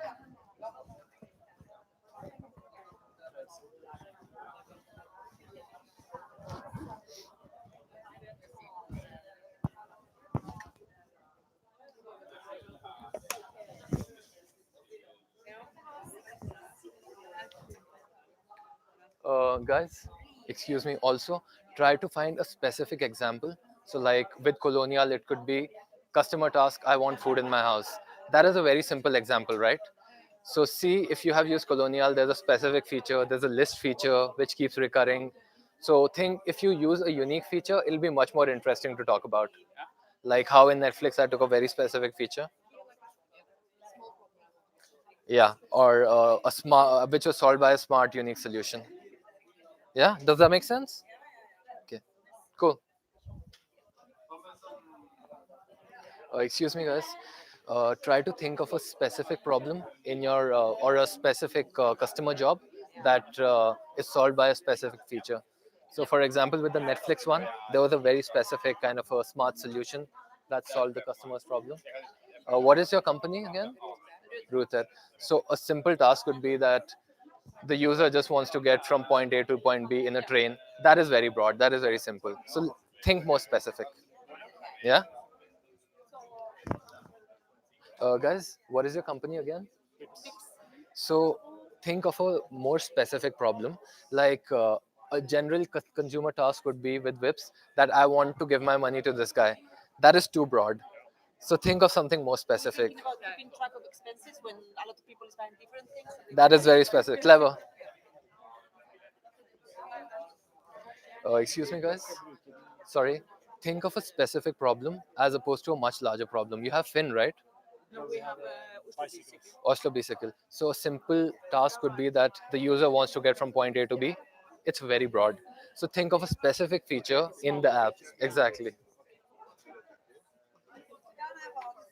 Excuse me, guys. What company do you have? Too good to go. Too good to go. So see, a very simple, broad customer task could be that I want to get food from this restaurant at a cheaper price, but that is too broad. Think of a specific problem or a specific feature within this app. There are many, right? So like how in Netflix I could have just like I want to watch TV. That's a much broader problem, but I took a specific problem. Exactly. Do that. It'll be interesting.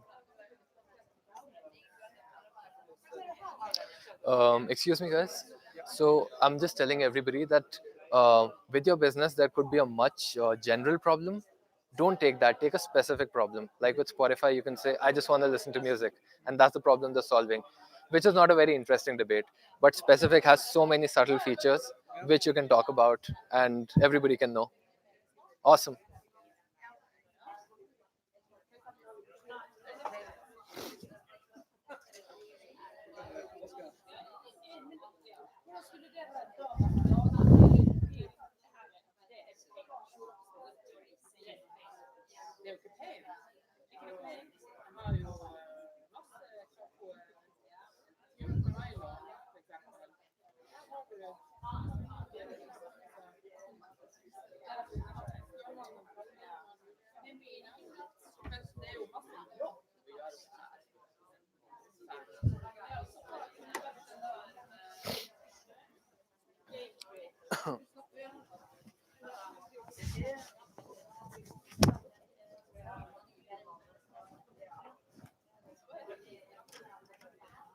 Hi.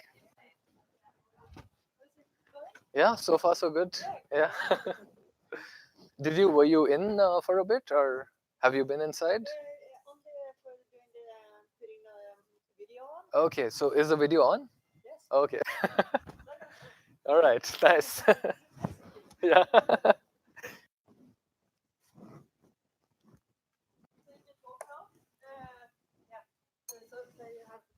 Okay. Take this off. Oh, okay, okay.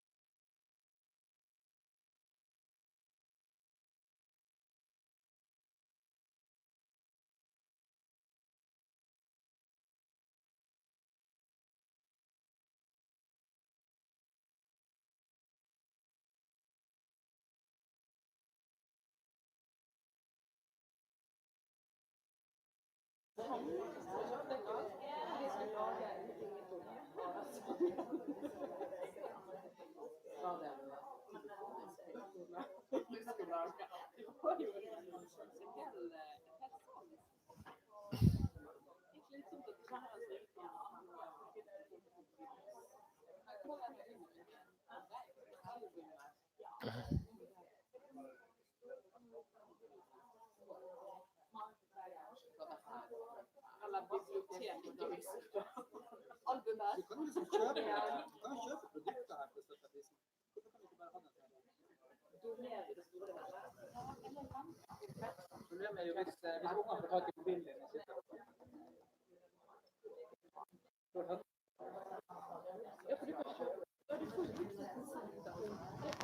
Det kan du ha på en sån här video. Eller kan du nå ord, nå min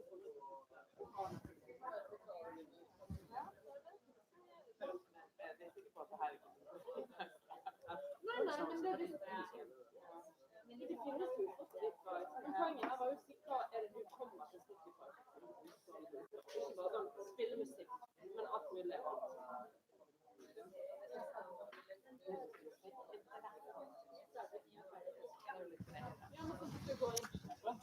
Excuse me, guys. Are you ready?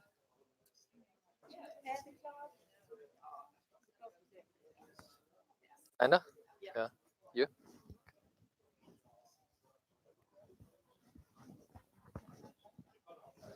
Are you guys done? Ready? Yeah? Okay. No problem.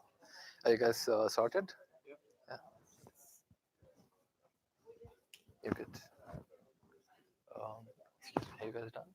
You good? Kind of mixing up this, I think, but Okay, we'll figure it out. Yeah, it gets simpler. Are you guys sorted? Nice. Cool. Very neat. Oh, excuse me. Are you guys good? Yeah.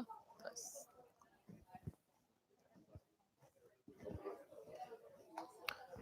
Excuse me. Are you guys good? Are you guys good?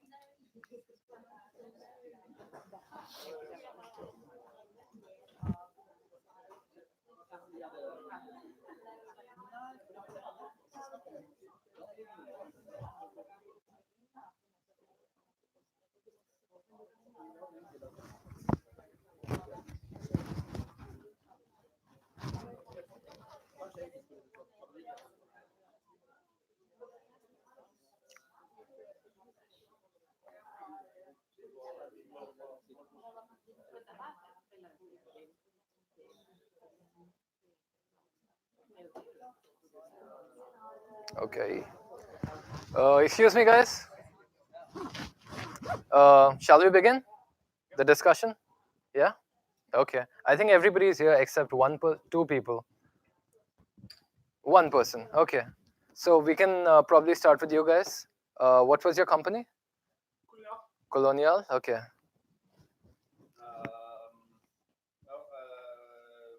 I just applied the customer job. I need like if you're picking a cake, I need powder sugar now. Yeah.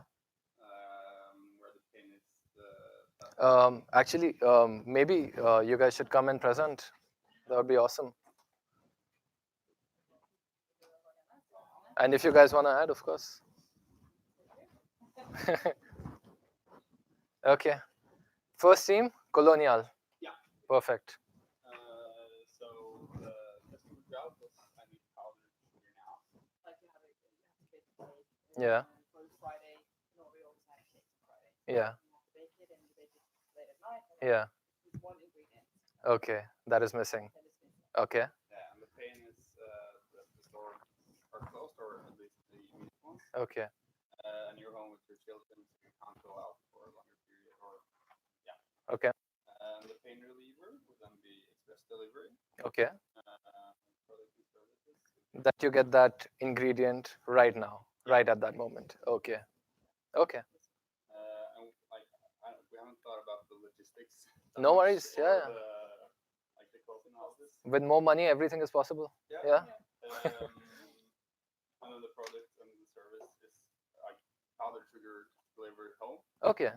Uh, But a broader service is actually express delivery of ingredients that you want. Yeah. It could be anything. Okay. and then we thought about game creators. And that would be like when you order something for a checkout. Yeah. Colonials would look at like if you before your previous delivery were looking at recipes for cakes. Yeah. And they could ask you, do you have everything else you need? Nice. Probably don't have it. Yeah. Yeah. Nice. Also based on like your previous shopping list. Yeah. Like your general list. If there's something you Missing. Have, Yeah. and that So- would result in a gain for the customer. So that feature, could you call that a reminder, or what would you like to call it? A reminder, like Okay. you also need this. Or, Okay, cool. Grocery reminder, perhaps. Yeah. All right. And the gain would be that you get the product that you need. That's pretty good. And what is the final service called? Delivery. Express delivery? Yeah. Okay, that's fair. That's pretty good. And that's a very tight analysis. All the aspects connect really well to each other. So good job, guys.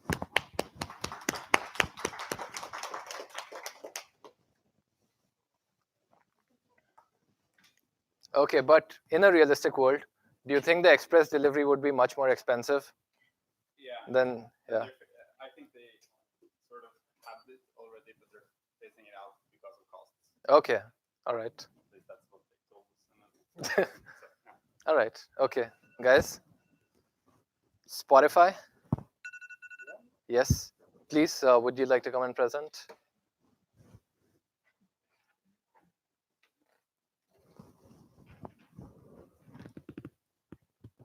Okay. But you just want like solutions for new added features, added value, right? Yeah. That's the whole shebang, because we kind of did that. Okay, so a pain point is the lack of certain larger and smaller artists, and also other types of contents like mashups and stuff like this that you cannot find on Spotify. Okay. So one solution could be integration. So the task as a user, I want access to smaller bands, Yeah. and I want access to mixtapes or mashups. Yeah. Okay. Integration.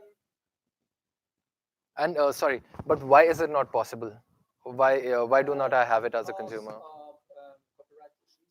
Okay. I guess. Okay. So that is also like a part of your pains, that because of copyright issues, you cannot get that content. Yeah, on Spotify. Yes. And YouTube, Okay. SoundCloud. So Okay. we're suggesting integration against SoundCloud and YouTube somehow, Okay. that you can access content that you have in your account as a user on SoundCloud or YouTube, but through the Spotify app, so you can get all your music through the Spotify app instead of having to go to another service to listen to this exact song that you want to listen to right now. How it would be solved, right? Technically, I don't know. Yeah, sure. Okay. Also, a lot of people want to support their favorite bands, and they are aware that a lot of artists don't make much money from Spotify. They Okay. feel like a donation company. Okay. It's like say, okay, I feel so happy about this art, I will give them 99 cents. This button. Somehow, of course, this has to be controlled somehow, so Yeah. your kid won't grab your phone and Yeah. Go crazy. go crazy. Yeah. But it could be a way to just support your band, but just by giving them a tip Yeah. somehow, Yeah. instead of having to buy their jacket or whatever. Okay. They don't have that feature right now? You can buy their gear. Merchandise. I don't think you can donate. Okay. Because on Bandcamp, if anybody's used features like Bandcamp or Beatport or any such portals, you can download a song for free, but you can also choose to donate. But it happens at such a later stage, and it is so easy to skip. But in Spotify, when you're like in the zone, when you're really enjoying the music, you're in a good mood. It would be so cool to kind of have that feature. Spotify will take your cut, but they can also see like you've listened to a lot to this band lately. You want to do like a public like this. Yeah. So what does your customer job become in this scenario? Supporting the bands you love. Perfect. Yeah, the pain would be? The pain would be that you don't want to buy their merchandise or whatever, which is the only option Spotify gives you right now, or go to the band's website. Yeah. So the pain You're is, very happy right now yeah. about this band, and you want to give them an extra. So there's also too much effort involved in order to do good. It should be made easy to do good, basically. Okay. And your pain reliever was a button? Okay. Okay. That's very simple. Any extra gain that can be added to this to make it? Yeah, like suggestions. Spotify sees you playing certain band a lot right now, so they will suggest you give them a tip. And also they already do that. If like you listen to a band, they tell you the new album is here. Yeah. Okay. There's a lot of ways you can work around this. Yeah. I think this is a very good idea. And the gain creator would be? How will you execute that?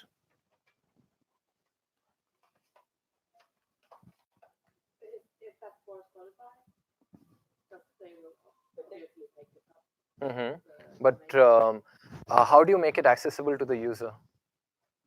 That extra gain that you spoke about? You can be like whenever you play a band that you have donated to or whatever, you have like a super fan icon or something, so you feel like you have a special connection to this band. Donated or you play. This could also be based on how much you play a band. Also, like if you play them so many days per month, you also become a super fan. We can connect you stronger to the bands that you like, and it will also make you less skeptical about using Spotify because you feel like you're not cheating the bands out of their income anymore. Okay, so the gain is that I would like to be reminded, and I would like to be given the opportunity in different places on this app to donate or support my favorite bands and artists. And your gain creator is an algorithm or a recommendation system which helps you do that and periodically reminds you to do so. Will that be fair to say? Yeah, you could also think that a gain would be my favorite band or my favorite artist. If I choose to donate and they're on my heavy rotation, I could be given special content or early access to new materials. That could be a gain creator. Yeah. They can say if we get $10,000, we will release exclusive tracks. Yeah. Like Patreon. Yeah, that's really, and that will be very specific to musicians, how Patreon is for everybody. Very nice. So what is the final product and service called? Because you spoke of 2 or 3 ideas. So if you can name them to compress it, it would be really nice. Okay, sweet. Fan spotter, okay. And support your favorite band, support your favorite music. Very nice, man. Really cool. Okay.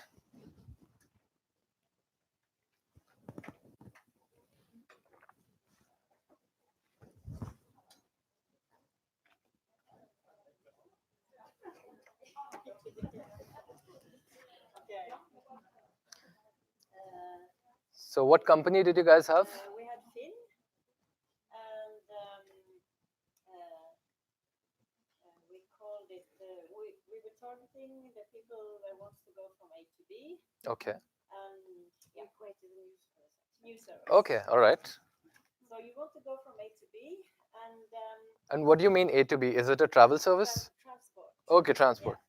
So like if you want to go from Oslo to Lillehammer because the trains are down or whatever, the customer job is to get from Oslo to Lillehammer. And pains would be, well, the product. We called it the Finn Hike. Okay. Yeah. And it was like a place where you can find someone else going from Oslo to okay. That I or someone in my family could go. Yeah. And it seems like that's nothing new, but it's within the Finn universe concept, yeah. And it's also if you really need something very quick, you're standing at the station and you want to do it really quick, and it's not the same as Uber, as you might think. Well, the pains would be you're not safe.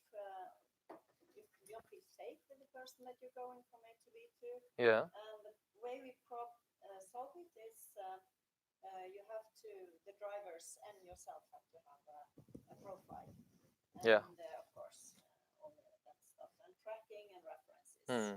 like anything else. And the other pain would be it's maybe not, you feel strange. You don't like the person that Yeah. you're going with, Yeah. and might feel awkward. Yeah. So the way we relieve that is that we kind of have a match. Okay. That I'm always quiet. I don't Yeah. like listening to music or other Sure. stuff. So let's just backtrack quickly.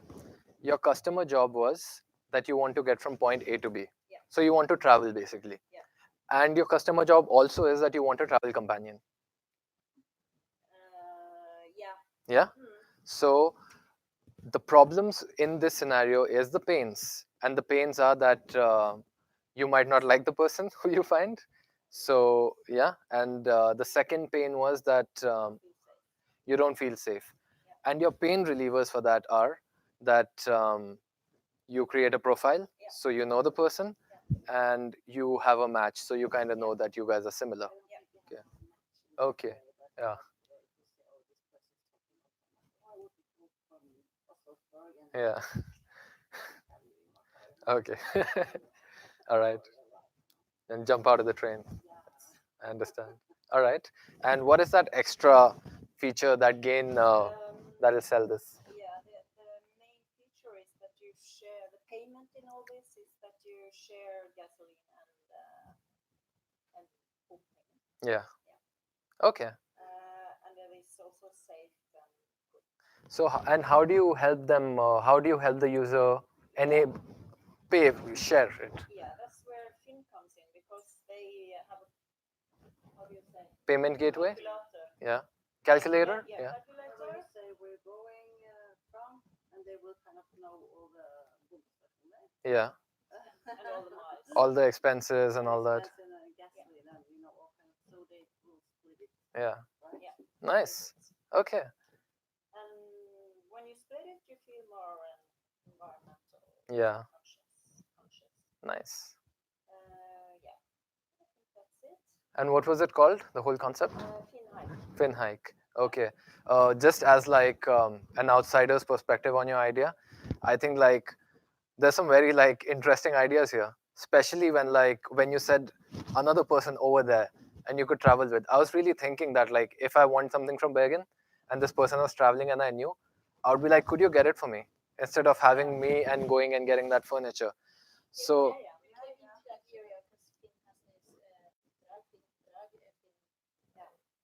yeah.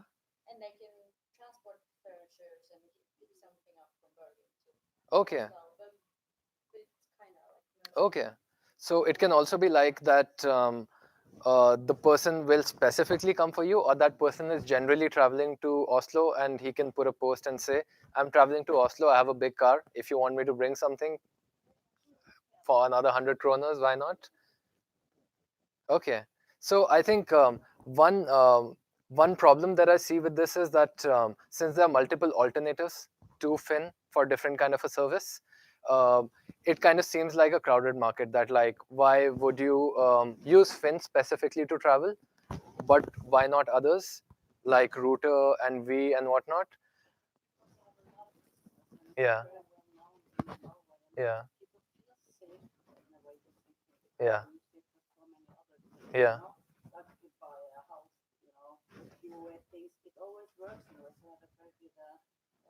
Trust. Yeah. and I think it's more flexible. Yeah. When get cancelled, for example, you can try to fit my Yeah. plan. Yeah. Sure. Sure. Yeah. Yeah. True.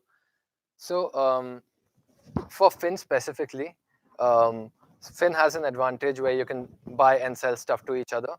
Do you think this can be enhanced using your service somehow in the future? Using Fin Hike, can you make Fin's original service or original proposition better?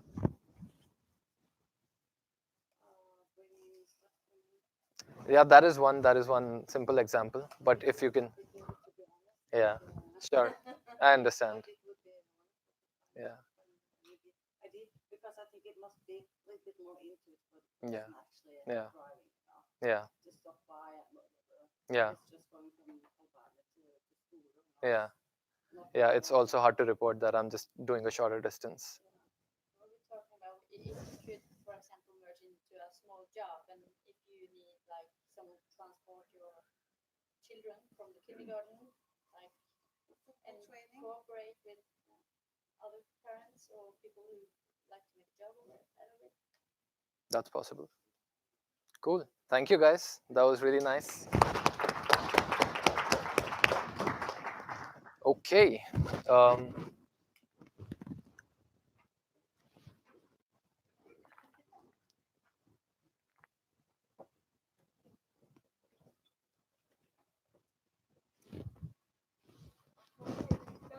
Truther?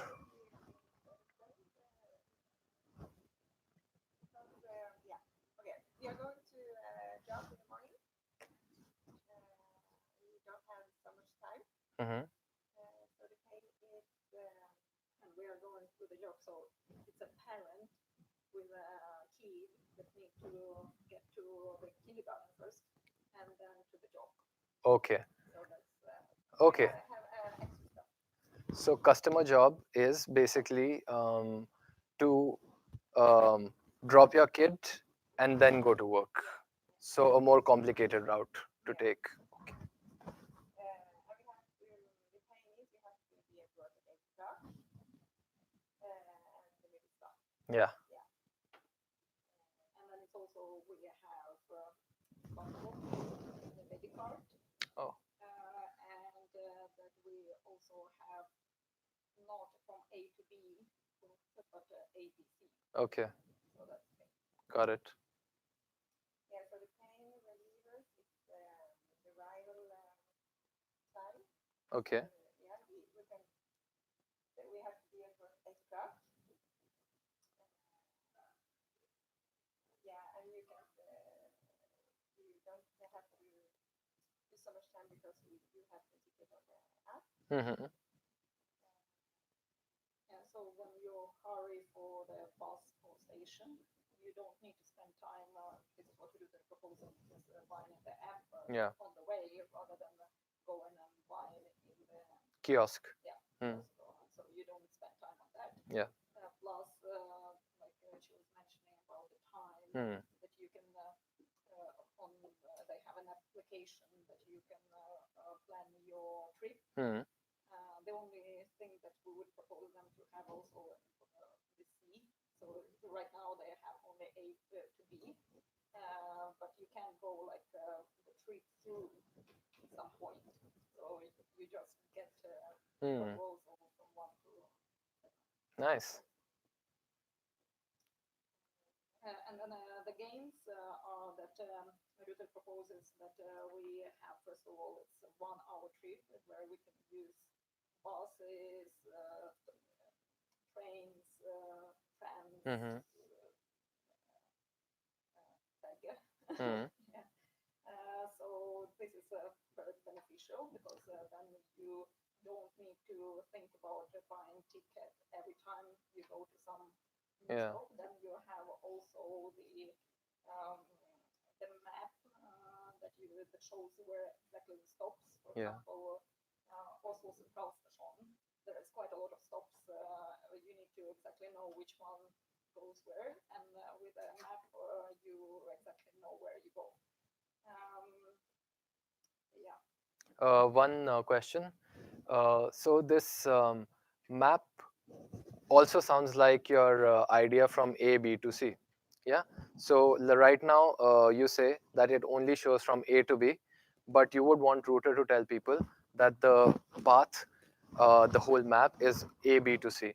So that kind of sounds like what you're explaining. So it kind of sounds same. You know what I'm saying? So like this is your basic solution, which is your pain reliever, but gain would be something on top of that. Yeah, so Yes, yes. what is missing? So right now it works, I think, quite Yeah. well from A to B. Yeah. If you need something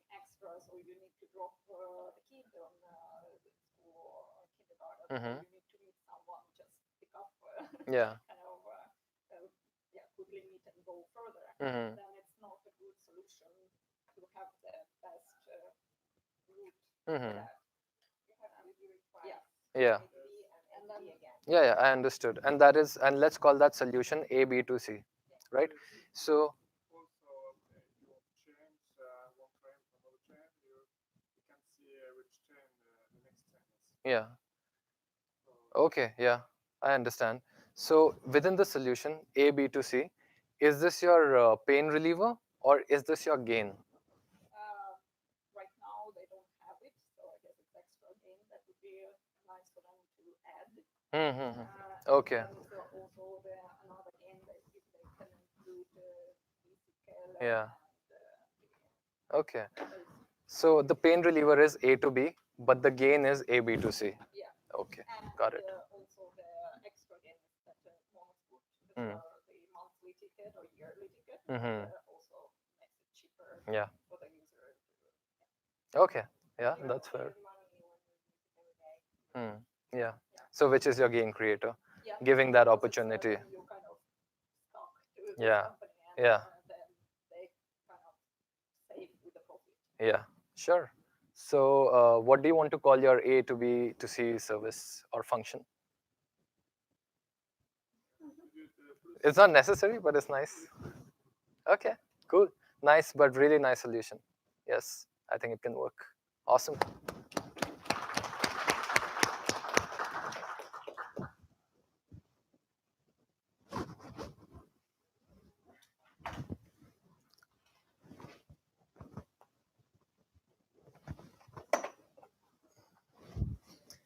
Guys, also, if you have any questions to them, please ask. Like, it would be really nice to know everybody else's ideas on it.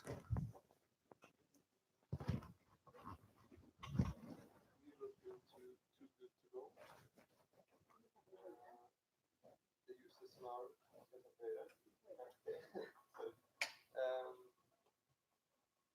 the scenario is we're at home and we need pastries right now. We're having unexpected guests and we need pastries. Okay. Too good to go. They have access food that instead of throwing it away. Is everybody familiar with the work of Too Good to Go? Yeah? Okay, perfect. You don't know? Or do you know? You know? Okay, perfect. Okay. Yeah, just checking. Cool. And the pay will be that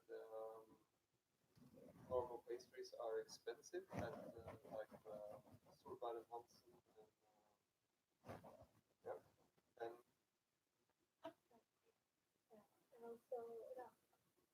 And also, I don't know if it's anything left. Mm-hmm. It's also pain. Mm-hmm. a pain reliever would be that they're about to throw it away. So instead of throw it away, you get it for a cheaper price.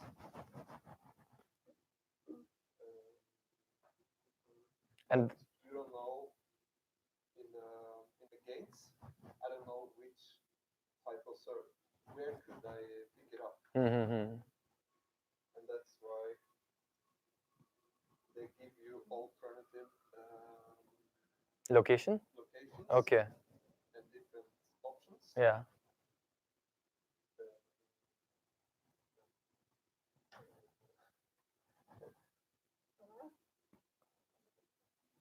So you got like done packages. You can Yeah. pick up the Yeah, packages Yeah. and to spend time on choosing. Yeah. Okay. That's And you nice. save your money. Yeah. Okay. Cool. So, what becomes the customer job here? Is the customer job here to get food right now, or to get cheap pastries right now? Sorry, to get pastries right now, or to get cheap pastries right now? Get pastries. Okay. But then, in that scenario, you are more likely to get pastries anywhere else if price is not a problem for you. That's why we get good stuff. Yeah. as well. But I think you're onto something, because if you reframe what your customer wants, that you I'm a very environmentally conscious customer. I want pastries right now, but I better be saving the planet too. So then this really ties in with that offer. Or if you want to say that I only have 35 kroners, and if I go to a famous bakery, I'm going to pay 35 kroners for one pastry, but I want more. So too good to go could be a good option too, right? So I think within your customer job, that automatically gets framed that you want a specific kind of pastry. You want a cheap pastry or you want an environmentally friendly pastry, right? Then I think your pain perhaps could be that um, you don't want to go out checking stores where they have pastries available, whether somebody's run out or not. You want to know where I can go and where it's available. Yeah, yeah, because which you said in your gains. But I think it's more of a problem because like you just want to know that which store exactly I have to go to pick up my pastry. So it gives you a list that, okay, you could go here. This is closest to my house. This is a little further to my house, but I can pick it up at any specific time. And then gain could be like if your customer job is basically that you want cheaper stuff, then your gain could be that I also want to be environmentally conscious. So the gain creator is that we use food that is not wasted. But if you are an environmentally conscious customer job, and your gain could, so if your customer job is that I want an environmentally conscious pastry, then your gain could be, but you're getting it cheaper. And you're getting it at different places or whatever. So that's an added gain. And the gain creator is them getting in touch with different restaurants and salvaging their waste food. So like the point that I'm trying to emphasize on is that I completely understand this can be mad confusing because many things can fit in other areas also. But the more crisp and articulate and more specific you try to make your problems, jobs, and gains, it'll become much, much more simpler for you. Like reduce it probably to like 2 or 3 words as opposed to a long scenario. So I think that has really helped. Yeah. But you had it, man. Like you have a good grasp of how to divide these. So yeah, nice, cool.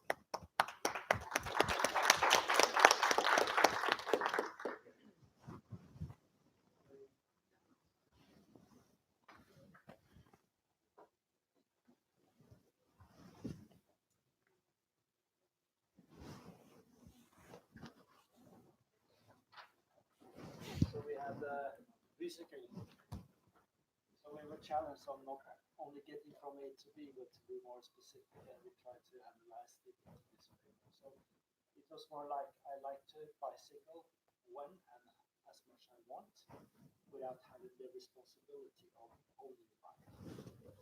So then the product we were was musical with a subscription service. And some of the pains of I would like to get rid of is that how do I get rid of the bike, lock it, stolen, etc. And the solution for the pain relievers are have a station, a bicycle station with it, and an app for locking it. And also one of the pains was how do I pay? Do I have to have money all the time? So if I pay for an app. Some of the gains that the user can see is that, of course, the money saved by maintenance, but also time, but also not having to pay for parking or extra fees. So that's why the subscription is all inclusive. You don't have to pay insurance or extra fees.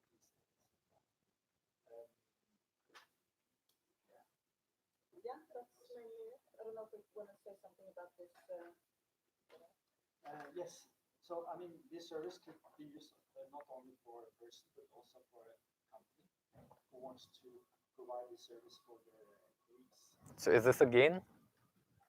We put it as a job for the company. Okay. To provide to The company maybe wants to cut down on taxi costs. So company is the customer now. Yes. Okay. So the company / customer's job is to provide cycles for their employees. Okay. Another situation could also be if you are temporary in the city as a tourist, and then you have to have a different kind of subscription just into the time that you need this app. Like, but you still want to use it within this time frame as much as you want. You don't have to pay for each. Very nice, very crisp. You mentioned actually 2, 3 different scenarios and different problems, which you all had good solutions for, and you addressed all of them. The first one that you mentioned, it was a very clear analysis of their existing services, and you divided it very nicely. Um, I kind of found like you had pains, and then you had pain relievers. So like parking problem and all that was a pain. A pain reliever was a parking dock. But a gain, an added gain actually is probably your health gets better or environments get better, for example. And gain creator is just using the cycle. But maybe if it was connected to my Fitbit or something in some way, then it becomes more of a health challenge. So that could also be a gain creator, for example. But then there were these other 2 scenarios that you mentioned, one about tourists. So that again is a very good specific customer problem, customer job, which can be resolved. And then there was other one with the companies. So within the same app, there's so many different possibilities, so many different user segments that you can address, different problems you can solve. So really cool.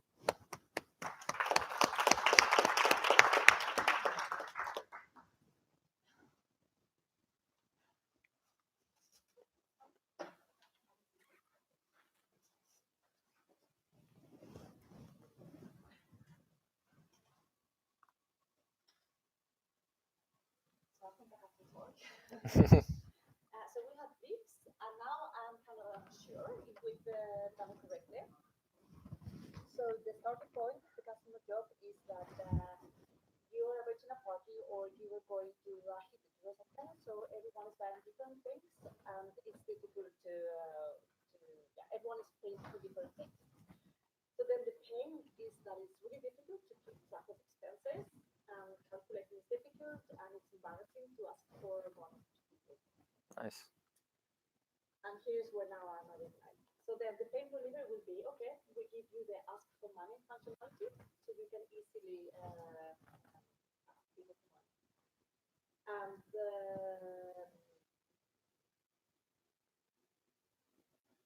now so I'm confused. This is pretty tight right now. It's really good. Yes, because then we have a game creator. Yeah. That is, okay, but then I will give you an extra nice feature, and that is the settlement feature. Okay, what's that? Opioid. Okay. And that is like everyone that is in the script can you can create a settlement, you add all the users, and then everyone can register the expenses they have. And then when you're done, you just click calculate. And then tips will do automatic, and then everyone will know how much money everyone has spent and how much money we need to pay to each other. So we always support you. But isn't that a part of your pain reliever solution? That's what I'm confused. Mm-hmm. Because then the games will be like different. So everyone knows what everyone has in place. You will have a clear overview, and it will be really easy to register all the expenses. But then I don't have a game creator. So the gain could also be like a gain that doesn't necessarily have to be a technical one. It could be something emotional also. So like when you mentioned that like it's embarrassing to ask back for money, then ask the money feature, it really helps with that. So your problem was, your customer job was that you want to split the money, you want to divide the money among friends, and you have split the money feature, which is your pain reliever. But then ask for money is actually a gain creator in my mind, I think, because a gain would be that I don't want to be embarrassed to ask my friends for money, and a gain creator could be, okay, ask for money feature. So you are on the right track, but like when you go deeper and then you try to like split the hairs a little bit, then you're like, okay, maybe this one fits better in this scenario. And I could be wrong. Maybe like your biggest pain is that you are embarrassed to ask for money from your friends. That is your biggest problem, right? And then the pain reliever is actually ask for money. But now that you've agreed that splitting the money is your main feature, is your main pain reliever. Think of another gain on top of this. It could be a new fictional gain that you think of right now that could make this more interesting.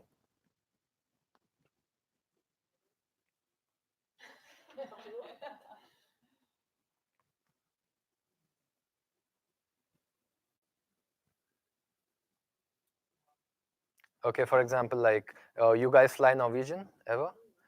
They have a point system. So the more you fly, the more points you get. So the more group activities that you have with friends, you can all combine your points and have a group activity together.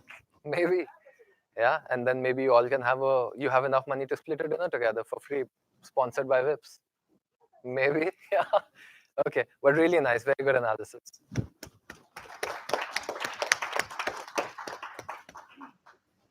Okay, guys.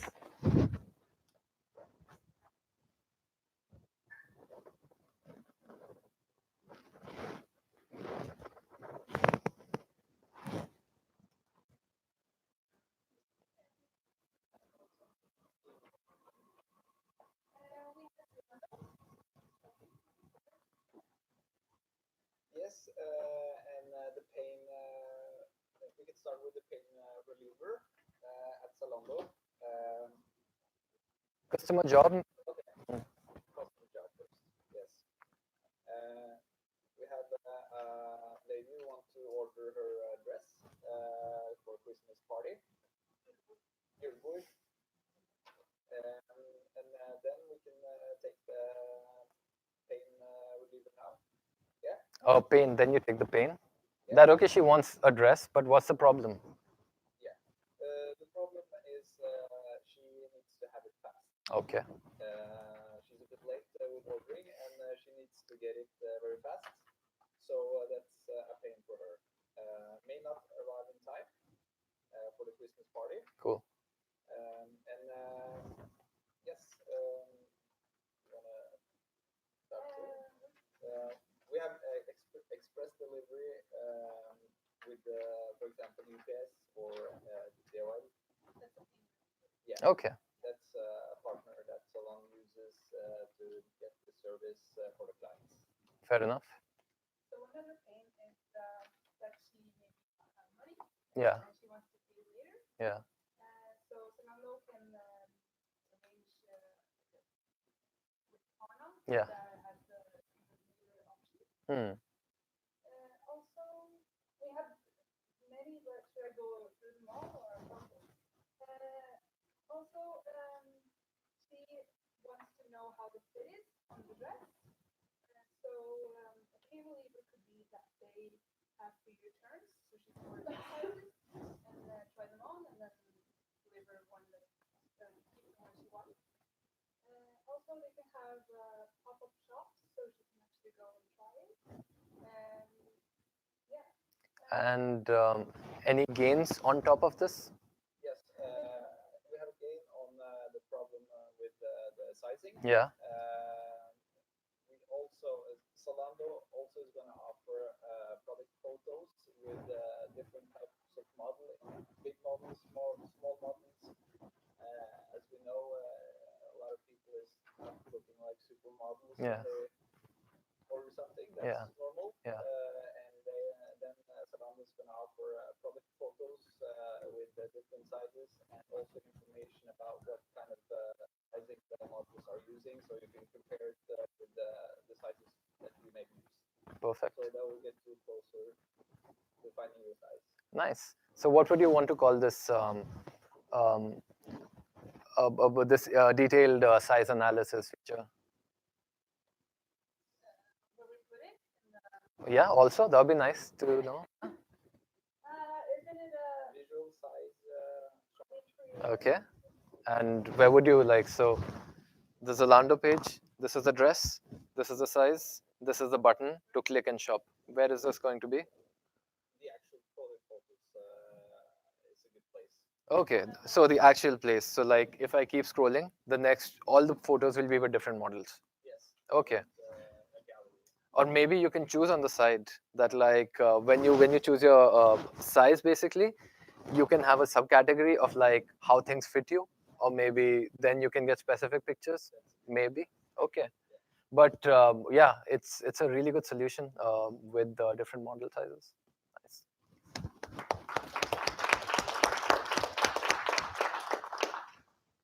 Okay, guys, far right.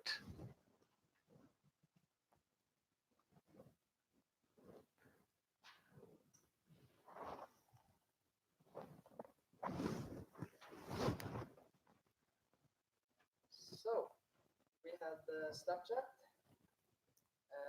created a new value. What we are going to have. So you have Snapchat, but now you don't want to know what's happening in my area, where all my friends are. So Snapchat have called Snap Map, a map where you see all your friends. But I want to look for a specific person. I don't want to look all over the world, zoom in, zoom out. So that's a pain. And a pain delivery is that they have a search function. So you can search for a specific person to see where they are. In the map. In the map. Cool. And I also want to buy if I'm somewhere cool, not to share my location. But I don't want to share all the time. So everyone can see where I am all the time. That's my pain. So a pain delivery is that they have a disable function. So I can turn off my location. And a pain from to share my location is that you can also share a picture with not only just my friends, but everyone that has Snapchat and that are in the area. And that game creator is called GeoStory.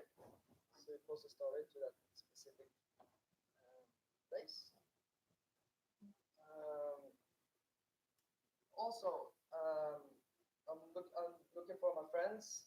Now I found out where they are. They are at the party, and but I want to send them a message as a group to say that hey, I'm coming 10 minutes. So that's a game, and a game creator for that is that you can create a group with all the friends, and you can send a message at the same time.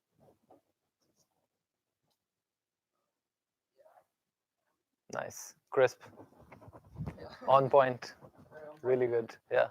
So you mentioned 3 different scenarios. They had very specific customer jobs, very specific pains, pain relievers, gains, and game creators. So nice one, guys. Yeah. Cool. Yeah. Thank you. Okay. Patience guy.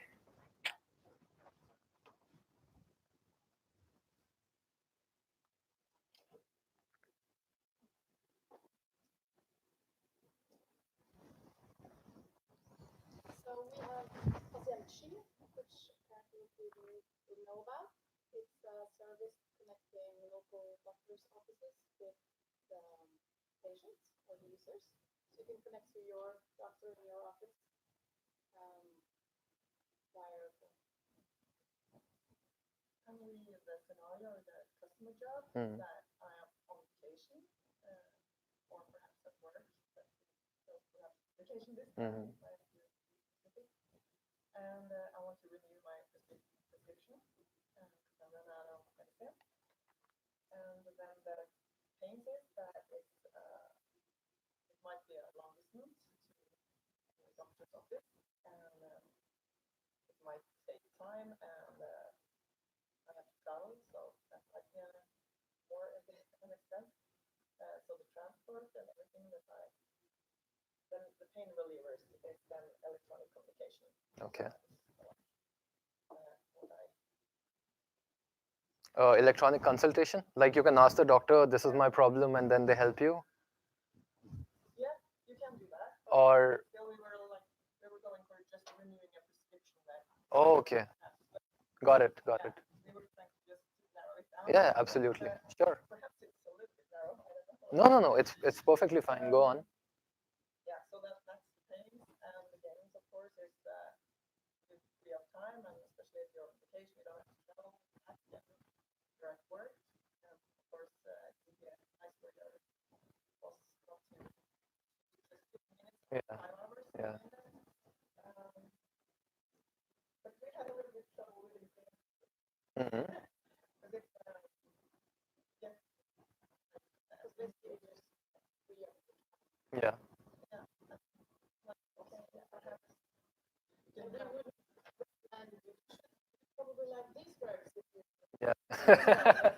or if you want a reminder, Yeah. you will have to perhaps order this every month. Yeah. You don't want that either. I don't know. No. I think freeing up your time is a definite gain, and like how Oslo bicycling and your health getting better is an obvious gain, and you don't really have to create a gain creator over there. So I understand. Like, Perhaps cheaper also. It yeah, would be more expensive. yeah, yes. So that is absolutely legit. But now, on top of this, can you think of a new gain feature while you're on vacation? And can you create a gain creator for that? Yeah. No, but right now, if you can think of a new one. Get your drugs delivered to your door. Okay. All right. Perhaps. Okay. And Instead of having to visit a pharmacy, you can order delivery. okay. So you're at vacation, but you're at home. No, or in your where you're located. Yeah. Maybe you live in Oslo and you have a vacation home in the south of Norway. Okay. You're still in Norway. Yeah. And your prescription will work technically because it's Norwegian prescription. Okay. And how will you make that happen? How will you make that service happen? Yeah. Yes. Nice. Nice, guys. It's pretty well rounded. So thanks.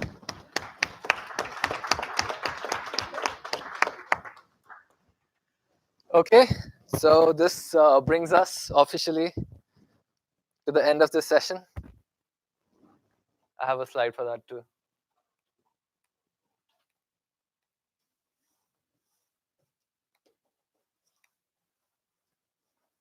Yeah. End of part 1. And part 2 will be day after tomorrow when we have another session. So that was all. So thank you guys. Thanks a lot. This was really fun.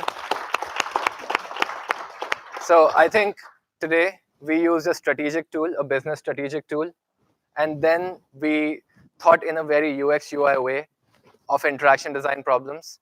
And then we all came up with value innovated solutions for everything. So I hope like after this, you can kind of connect the dots and see how these things go hand in hand and they're not very random or disconnected. So yeah, I hope that has happened.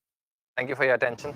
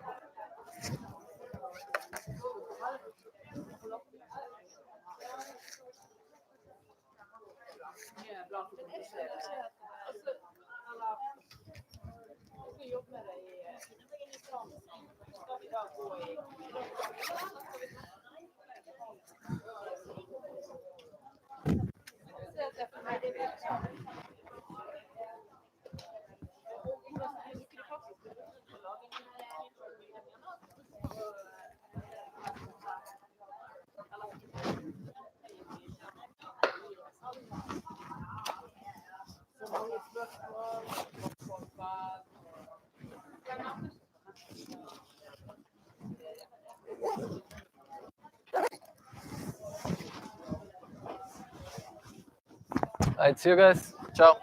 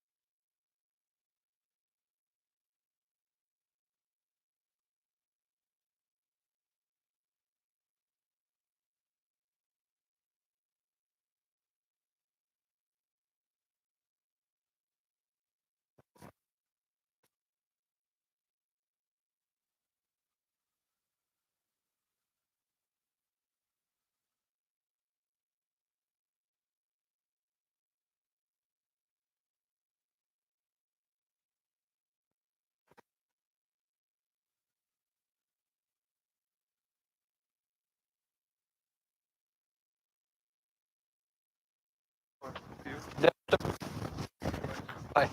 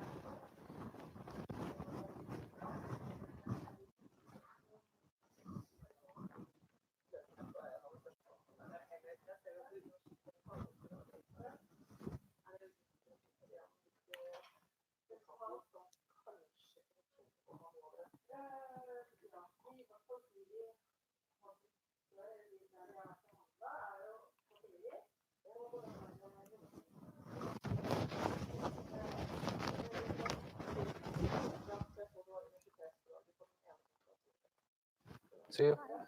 Yes. I won't be here too long on Friday. Beer? You won't be here on Friday. Oh, okay. Why? Because I have to go on traveling for my work. Okay, all right. So I let them know. So I Okay. don't know if they're going to stream it or if they're... I think they'll stream it, Yeah. but I can also share the presentation with you for Friday. Yeah. Yeah, yeah.